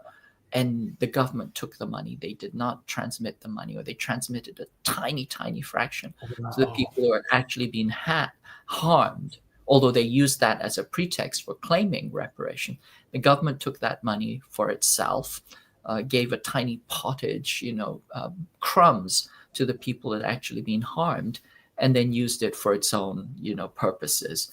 But along the way, and this is the second chapter of the Comfort Women that has not been told, or not been told properly, but which needs to be told, is that South Korea developed its economy on three things. And it's not what you're told in the economics textbooks. In the economics textbooks, you know, it's the Walt Rostow model. You know, Korea industrialized and it developed itself, and in good planning and good, you know, capitalist, you know, good direction of capitalist market economies, and therefore it became a takeoff economy and became rich and prosperous and lived happily ever after. That is pure fairy tale. What happened in Korea's economic rise was it did several things. One is it had massive sweatshop labor, which is pretty, you know, basically standard. Yes, it's almost slavery. I mean, you talk to the people who worked in the sweatshops again, you know, 12, 13-year-olds, they were being shot up with methamphetamine so that they could work 2, 3, 4 days without sleeping. You know, it's they refer to them, historian has referred to them as circles of hell, to make Engels and Dante faint. You know, it's just incredible human exploitation, unthinkable. So you had the massive sweatshop labor, but you also had, and by the way, Korea's current president, Lee Jae-myung, is somebody who came up through that sweatshop system. He started working in sweatshops at the age of 12. You know, he says he was, you know, beaten within inches of his life, you know, at these factories. He lost, you know, he has his arm mangled, etc. So, I mean, he's, you know, that's an entire show unto itself. But so people worked in sweatshops. Another big boost to Korea's economy was war profiteering and war remittances. What do I mean by this? From 1965 until 1975, South Korea was one of the largest participants in the Vietnam War. They sent over 320,000 troops to fight in Vietnam. After 1972, they outnumbered US troops 2-1. And so there was huge military presence. All these soldiers were getting, you know, decent salaries, which then would be remitted to Korea, which again, the Korean government would skim off most of it and give them 10%. But even so, that was still, you know, a big salary. So essentially, military remittances, mercenary remittances, along with military construction and subcontracting. So the big companies like Hyundai, you know, the car company, that was actually a military subcontractor to Brown and Root, which is now Halliburton. So they do, you know, military subcontracting for the Vietnam War. So that was another huge source of revenue for the Korean economy. And then the third piece, which is the piece that nobody will tell you, is that there was massive prostitution of women in U.S. military, you know, camp towns, essentially brothels for the U.S. military, because the U.S. had a huge military presence in Korea, as well as for Japanese tourists. And the Korean government used prostitution as a deliberate strategy of gaining foreign income, of gaining foreign exchange. And so they would actually in the 1960s, half of the South Korean government's public health budget was used essentially to police women's vaginas in the camp towns. That is, they would force these women to have, STD tests and put them into quarantine. And, they had to wear like a little medallion. It was like a taxi medallion, except instead of testing your brakes, they would be testing your genitals. And they were forced to undergo these, invasive, tests all the time, so that the US military could be assured that they were getting clean PUSSY all the time. And this was a kind of collaboration. Collaborative, it was a collaborative project between the US military and the South Korean government. It was one of the perks of serving abroad, was that you would get, easy, cheap, and clean PUSSY for your troops. So that was part of the Korean, quote unquote, economy. I refer to it as sexual primitive accumulation, but it was one of the ways in which South Korea's economy was developed. At the time in the 1960s, we think probably 25% of South Korea's foreign exchange came through this kind of government facilitated pimping. The government pimp for the US military. KJ, we can end it on this, but I do want to highlight something. The way that intrusion into the society can affect that society for decades, if not centuries. I mean, like, Japan goes in, Japan creates the system, and it reverberates through history for decades, where it still was used in some way. I mean, it went from the Japanese using it to the government reforming it and saying, hey, we can make profit off of this. We can do something good for our economy using these women. And, we'll give them STD tests. They may be paid better. They're not going to be treated like the Japanese, so it's kind of better. Like, it's a weird thing for something to be considered an atrocity, a trauma, and for the government to still go with that trauma because it's a profit-making enterprise. And of course, if people need money and they need resources, they're going to go into it. It's like OnlyFans, right? Would OnlyFans exist if people didn't need money and they can make money off of it? Probably not. It's there because people need the cash. Or porn. It's there because people need the money. It's, God, man, that's grotesque. But I think it's important to highlight that, this is not choice. It's not people choosing to do it. It's that they're structurally coerced into do it. So in the capitalist mythology, this is mystified as, people being agents and, going into business for themselves. But if you really understand the structural constraints, we would see this as, structural violence, structural, that you being, it would be an environment where you were forced into this, like in a, workplace where you have no choice but to submit to, sexual predation. In the workplace, we would understand that. But in the marketplace, we pretend that this is, the choice of free agents, when I believe, certainly for the comfort women, I don't think any of them would have chosen to go into that. And we know that the vast majority were tricked or coerced. But the Japanese mythology, and it's also the market mythology, is that these were free agents and they enjoyed and liked what they were doing, and they were making tons of money, and essentially they were sluts, right? I mean, it's always, the victim blaming. But I think the other piece of this, which I think is really important, is, you talk about, governments or, administrations utilizing trauma. First, I object to the word trauma. I mean, we overuse the word trauma. I think the term that really needs to be used is oppression, because trauma is a past. It's usually a singular event, and it's in the past. Oppression is ongoing and structural.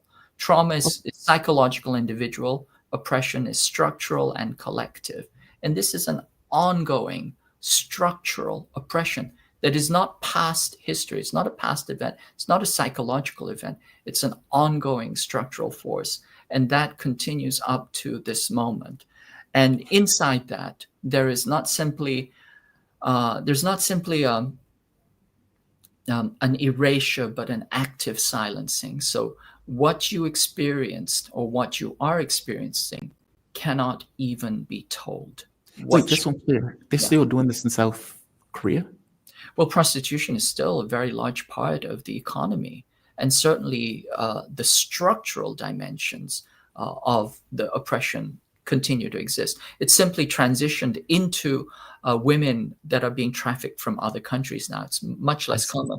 But in the early 2000s, the Ministry of Women did a survey, and they said that something like 1 out of 5 women between the ages of 18 to 29 had been prostituted. This is the South Korean government saying, 1/5 of young women have been prostituted. So yes, it was a continuing process. It still continues up to this day. From time to time, you get, little scandals like these K-pop stars, young K-pop women. Turns out that they have been prostituted because that's kind of an implicit part of their contract, is that they're going to serve, rich and powerful men. There was a K-pop star who committed suicide. Yes, these kinds of scandals, they pop up from time to time under the radar.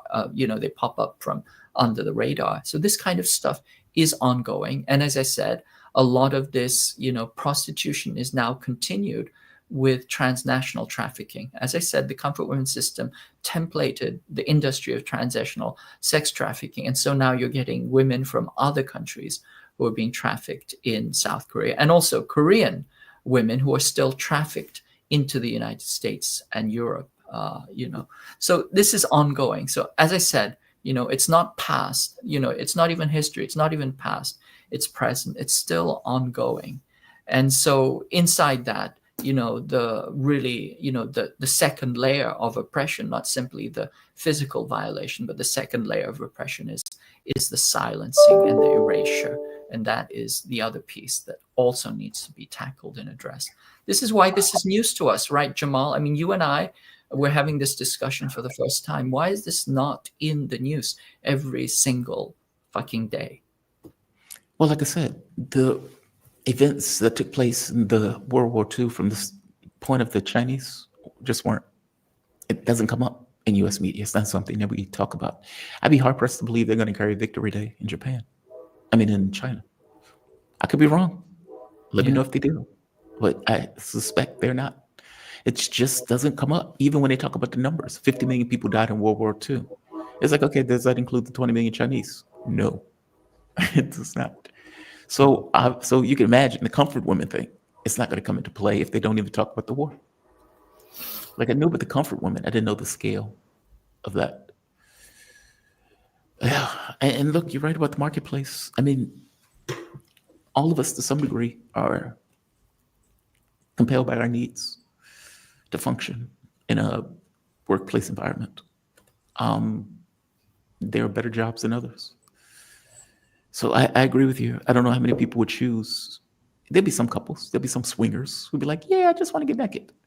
But this is not really what we're referring to. We're talking about people who are compelled by their needs to function in that sense, like the Ukrainians. Like in, I think the poll had like 50% of the women that were prostitutes in Ukraine, or something like that. It was some insane number of the skew between the number of women who are in society versus the women who are doing like OnlyFans or this other stuff.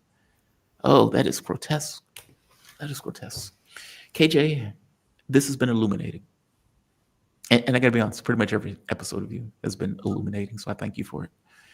KJ No, political analyst, commentator. KJ's specialization in geopolitics of the Asia-Pacific region. He's contributor to the book, Capitalism on a Ventilator. Once censored by Amazon, it is now available at iacenter.org. You can find KJ on Breakthrough News Network, on the China Report. KJ, when is your next show? And if you did a show with somebody else, also plug your stuff. Yeah. Well, I just recorded a show with Dana Showtime Burton, and we hope to get this out really soon. Dana has been living in China for a quarter of a century, but he's actually a hip hopper from Detroit. And he's the person who introduced hip hop to China. He's the godfather. He's considered the godfather of hip hop in China, but he's lived in China for a quarter of a century. So we go over the development of hip hop in China, as well as the contrast between Detroit and Shanghai. And that's a very illuminating conversation. Oh, that is interesting. That is interesting. You'll Because, have to in the get it on US, your show. Yes. well, in the US, hip hop developed in a particular way. Yes. Like, meaning it became, you could say art at its best is subversive. And it's very interesting how that works in China. In the US, it became a representation of what people were living through, and eventually became a parody of the representation of what people were living through. So it's, it's like, I have 50 guns, and if you look at me wrong, I'll murder your dog. And it's like, whoa, really? Seriously? That's the life you live in? And it's like, no, that guy's not living that life, right? That guy's parading that life. But at some point, somebody was living that life, who put it into vinyl and put it into the record and said, look, this is what I live. This is my street life, right? This is my representation of reality. How the hell does that function in China? That is a fascinating question on how it is evolved. a fascinating question, and you will have to watch the show to see it. But yes, absolutely. Dana comes out of the Black radical tradition of Detroit, and it's that tradition of speaking truth to power. And that's what he's done his whole life. And he's also speaking out against the anti-China propaganda. So definitely interesting. Yeah. So Dana Burton. And then I recommend people check out the film Dead to Rights. You won't see it for long, if at all, in the US, but watch it because it's about the Chinese experience of World War II, especially during the Nanjing Massacre. I actually think it's playing here. If I'm not mistaken, I went to see, this sounds so bad, I went to see Fantastic Four. I could have swore that I saw that movie on the marquee. I will definitely check it out. Well, I'm leaving here over the weekend. When I get to my next location, I'll check it out from there. They should have it also. It's still in Asia. So, KJ, you are fantastic. I always appreciate you. The audience loves you. And I always thank you for joining me. I really do. You be safe, okay? Have a good day. Thank you, Jamal. Bye-bye. All right, KJ is fascinating. God, I have a hard time wrapping my head around that. Because, look, you have various rap stuff in the States. I mean, when I grew up, that was what we listened to, rap and R&B. Especially if you're in Black schools, Black areas of the city where you grew up in. There was no division. It wasn't until I got into college where you start hearing, like Hootie and the Blowfish or whatever the hell, and some of these other groups. College was a great experience for that because you start to incorporate all this other Thursday, Taking Back Sunday. I became a fan of people screaming, like God screaming at the top of his lungs to get across his pain. It's like when a man screams, the world breaks. That is such an epic quote. I love that quote. It is grandiose, though. God, that's grandiose. Can you imagine what was in your headspace when you were writing it? When a woman tells the truth, the entire world falls apart. Period. That is, whew. She was feeling herself that day. I'm not saying she's wrong. I'm just saying she was feeling herself. I'm just saying she was feeling herself. That's a hell of a quote. I love that quote. God, I love that quote. That's so epic. That is so epic. It is an interesting question of what rap looks like in a society where your burden is less, right? Like we know what it looks like in America. And like under normal circumstances, things become commodified. And when it becomes commodified, the soul of it gets drained out for the essence because what you want is something that can make money. And so the reality of the experience matters less. It becomes a parody. It's like you have people who are acting like they think people would act in a particular situation. It's weird. It's bizarre. But many of those people grew up on the streets. I think Easy used to sell drugs. Like NWA, like some of these people. Yes, I know Dre was in Lipstick and Lace in a singing band. Ice Cube, some of these guys were living on the streets, making ends meet. What they were reflecting was their life. Cops are harassing me. These hoes are bothering me in the way that they talk about it. I need to sell these drugs. I have a drug deal going down. That was their life. That's what they talked about. That's what they sung about. And people are like, oh my God, they're talking about women so bad. Yeah, that's how they talk about women. Like it's grotesque. Like it's rough. But then you get that for whatever the rough edges, there's a reality to it that you could be like, whoa, that's really screwed up. That sucks as a way to live. That's not the way it was received. It's not the way it was received. There's this album, Raekwon. Raekwon's album was just epic, iconic. And in it, if I remember it correctly, Raekwon was talking about, he says, yeah, man, somebody shot my mom's house the fuck up. And he was like, people are idolizing this stuff. What the hell is wrong with these people? Like, why do you think this is a good thing? Like, why do you think this is a good way to live? When you are laying at home, somebody shoots your mom's house up. And yet, like normal, I want to be like that guy. I want to be like that actor who's in that rap album, who's saying this stuff. It's just wow. All things being equal, I prefer lyricists. Cannabis is, he hooks into me. He hooks into me. All right. Drake got shooters. Drake got shooters. See, I've lost the later rap. I'm one of those people. I've gotten old enough where I was like, I don't understand these new people. That's where I am now in my life. Bob Dylan. Yeah, Counting Crows. I want to be Bob Dylan. Yeah, it's just wow. I guess my point is this. I know what it's like in the context of an American street. And the difficulty is in America where healthcare, education, all of these things are difficult to get or difficult to pay for. The bills that you have to pay, the rents go up. You have a kid that you need to raise. All of those things are difficult things. It's like you're, borrowing from Peter to pay Paul, and this is your life, this constant stress. And people say, hey, I have a way out. I can do this thing that's risky, that's against the law, but hey, I need to make ends meet because by definition, I need to make ends meet. And you put that to vinyl because that's your life. Then the origins of it are rational acts, even though the life is hectic. What is that like in China? Because it doesn't have to evolve that way. Like it evolved that way because that's what those people were living through. What is it when it evolves in a different environment? When it's high-tech, high-speed rail, 800 million people raised out of poverty? What is it like? It's just fascinating. All right, let's go to chats. I'm just curious. We have, and I gotta be honest with you, today was not a good show. Today sucked.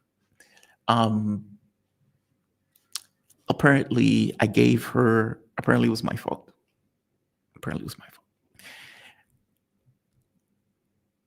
I take blame for it. I do take blame. But as a mental note, I would never ask somebody to appear at 12 in the morning for a show. Just ask me if I'm right. Hey, this is 12 a.m. Are you really? Actually, just tell me no. Just that. Dude, I'm not going to be up at 12 a.m. for a show. No. 2, just ask me, hey, do you mean a.m. or p.m.?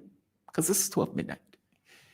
The problem was, under normal circumstances, when I'm booking guests, I book with Eastern time across the board. They can do the math. But if I'm booking Eastern time across the board, it makes it simpler. I tell you same time, I say oh you, same time, I tell you the same time. If you're asking me, or if I have to break this into different time zones, okay, well now we have problems. You're in England, you're in Serbia, you're in China, you're in Indonesia, you're in Australia, you're in so-and-so. If I have to do that conversion for all of those different places, I'm gonna fuck it up. I just am just a man. Just a man. That's all I am. It's like a beekeeper, just a man. That's where the mistake came in. So instead of telling her 12:15 p.m. your time, which would have been 7:15 p.m. I'm sorry, a.m. Eastern time. Like even saying this, I'm fucking it up. Apparently, I put it down as a.m. And she was waiting for a link at 12 a.m., 12:15 a.m. It's like, boo, boo, boo. Just tell me no. Tell me no. Just tell me no. You don't have to be up that early. I would never actually be up there early. All right. So she's a guest I'm most likely lost. That's my fuck up.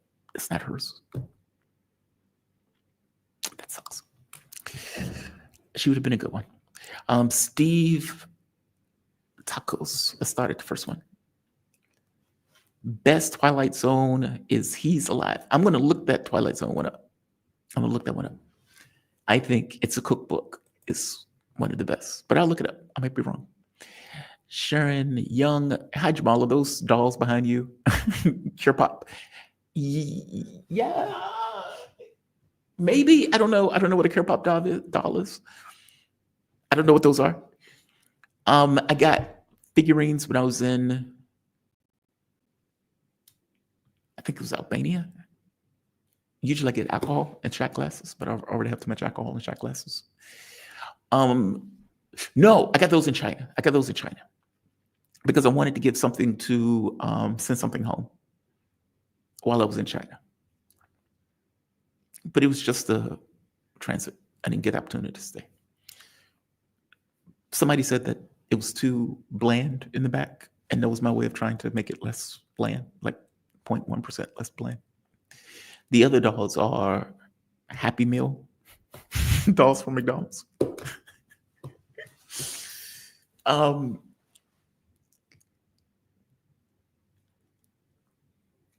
food here has been a challenge, weirdly enough, even though I've gained weight. I don't know how to square that. I don't know how to square those two things. I've cooked more, maybe that's it. I'm a better person when I travel. So I walk more, exercise more, I'm more present in regards to, okay, you got to get this treatment, you got to drink less, got to, and I don't mean alcohol, I just mean liquids. Got to, I don't know, be more present. Back in the States, like, all right, I'm driving to this location, driving down the block, driving down this block, eating this pot at this location. I'm a much worse person. But yes, Sharon, I'm going to say yes, even though I'm not certain. Daniela Madas Cutler, super sticker. Thank you, Daniela. Thank you for that. You have my deepest appreciation. Arise for Fries, MK Ultra, Sex Kitten Programming Butterflies, Monarch Programming. Now, MK Ultra was the CIA doing some wild and unfortunate stuff. There's a case where the CIA made this guy think that the aliens were about to invade Earth. He was, people may not know this. The UFO community and the researchers, they're not insane. Most of them aren't. In some cases, the CIA has seeded the community with information that is just wrong. And they do it as a misdirection. They did the same thing in the UK. I had Nick Pope on, and Nick Pope was like, yeah, that was part of my job. I forget the name. Oh, what is his name? What is his name? He's come out the woodwork recently. But there was one cat who apparently he was watching stuff in the sky. He was a researcher. And he makes connections with another researcher that's connected to the CIA. He goes and tells somebody, hey, this is the evidence that I got. And I've been noticing these lights in the sky. I don't know what they are, but there's something going on.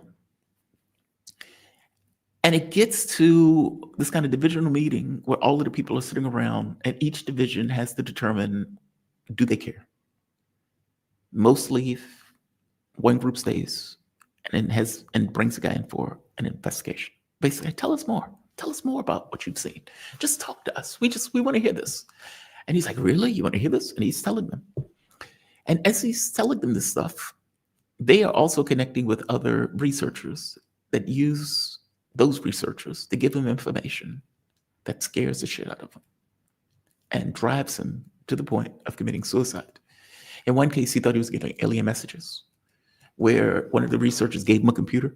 The computer already was hacked by the agency, where they were feeding in information to it, where he thought he was seeing alien signals.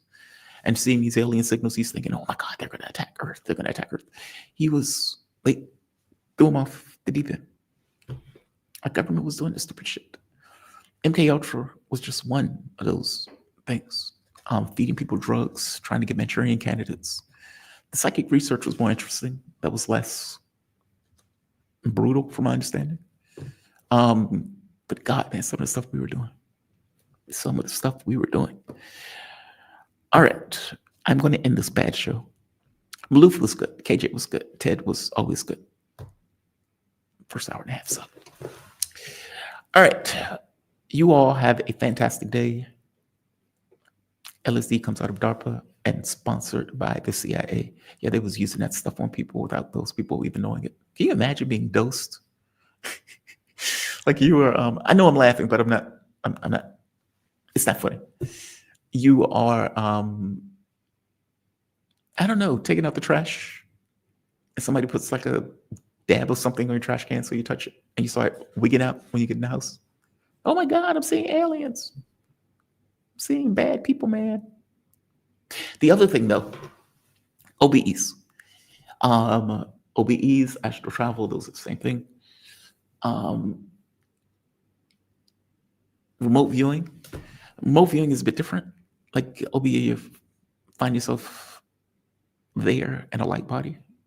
I know the light body thing is weird. It's hard to explain. Remote viewing, it's more like you are aware. It's hard to explain, but anybody can do it. It just takes a bit of practice. It's not like you have to trust and take my word for it. You don't have to take my word for anything.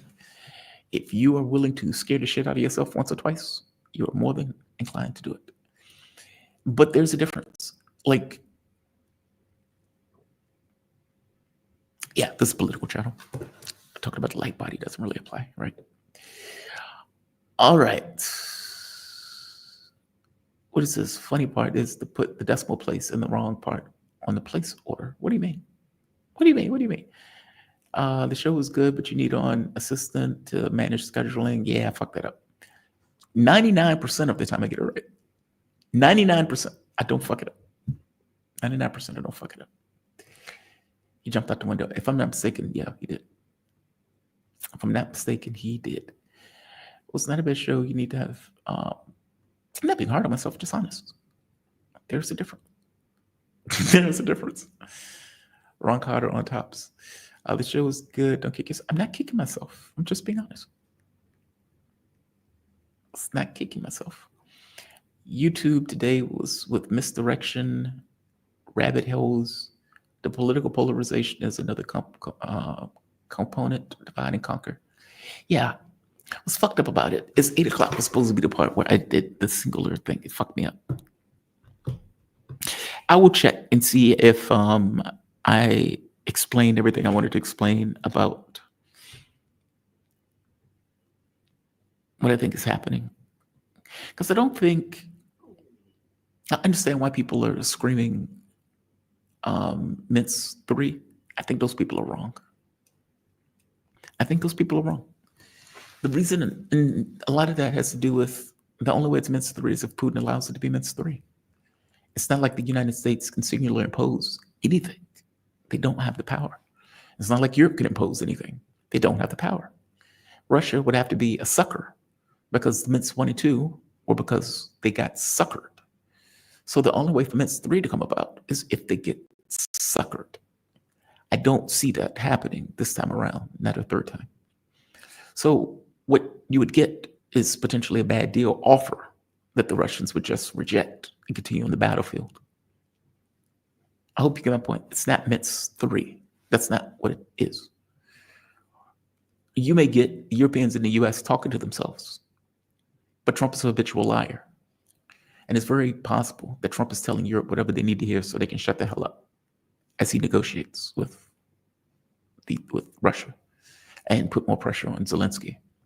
And by pressure on Zelensky, I mean by not having a ceasefire with the Russians, taking Ukraine apart piece by piece, day by day, until it gets to the point where they're at a breaking point, in which case Trump's offer, hey, let's make a deal, becomes that much more appetizing as opposed to having your military collapse.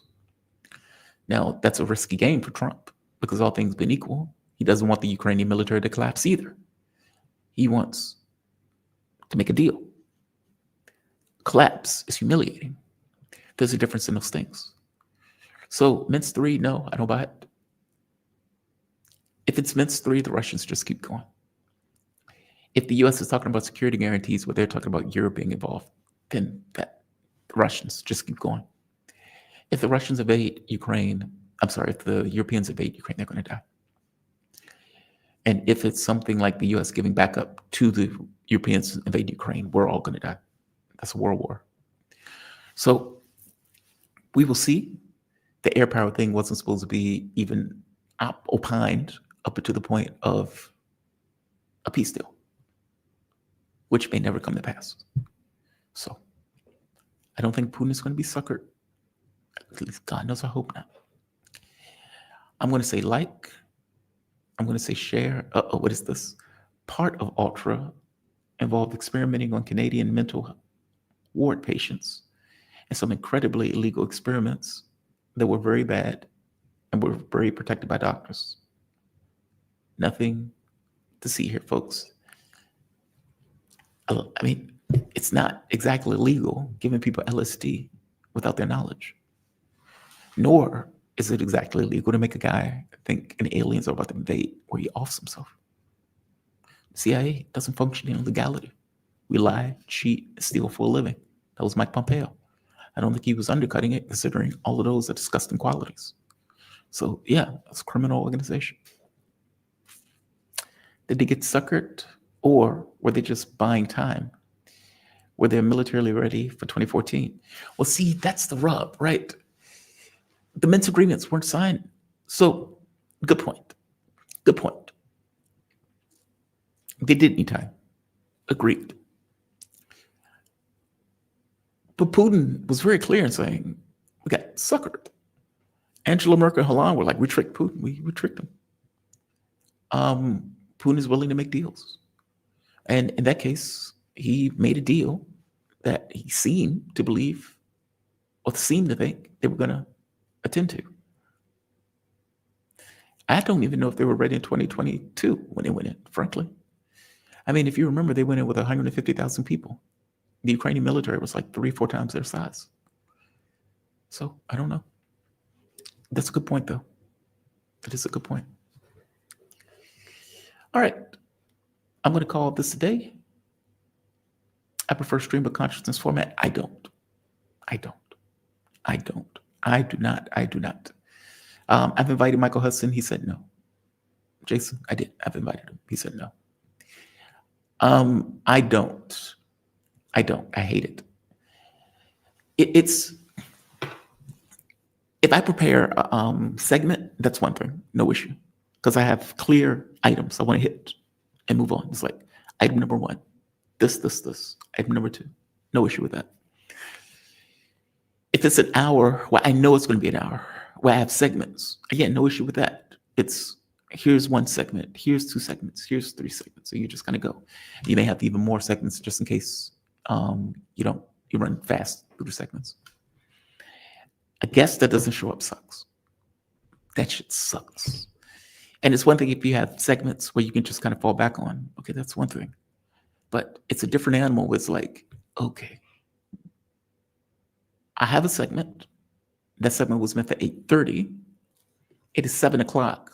If I do the segment now, what are you going to do at 8:30? It's like, what the fuck? What the fuck? That's why I'm so much of a hard ass. Anytime, I put it to you this way. Unless it's a guest that has been on the show often, where like they may have missed and I know it's a mistake. I'm okay with it. I get that. That's not a big deal. If I think the guest has a big head and misses in a very cavalier way, I'm never talking to the person again. Never talking to them again. I will hate them forever. And there are guests, I won't name names, that are flaky as fuck. And I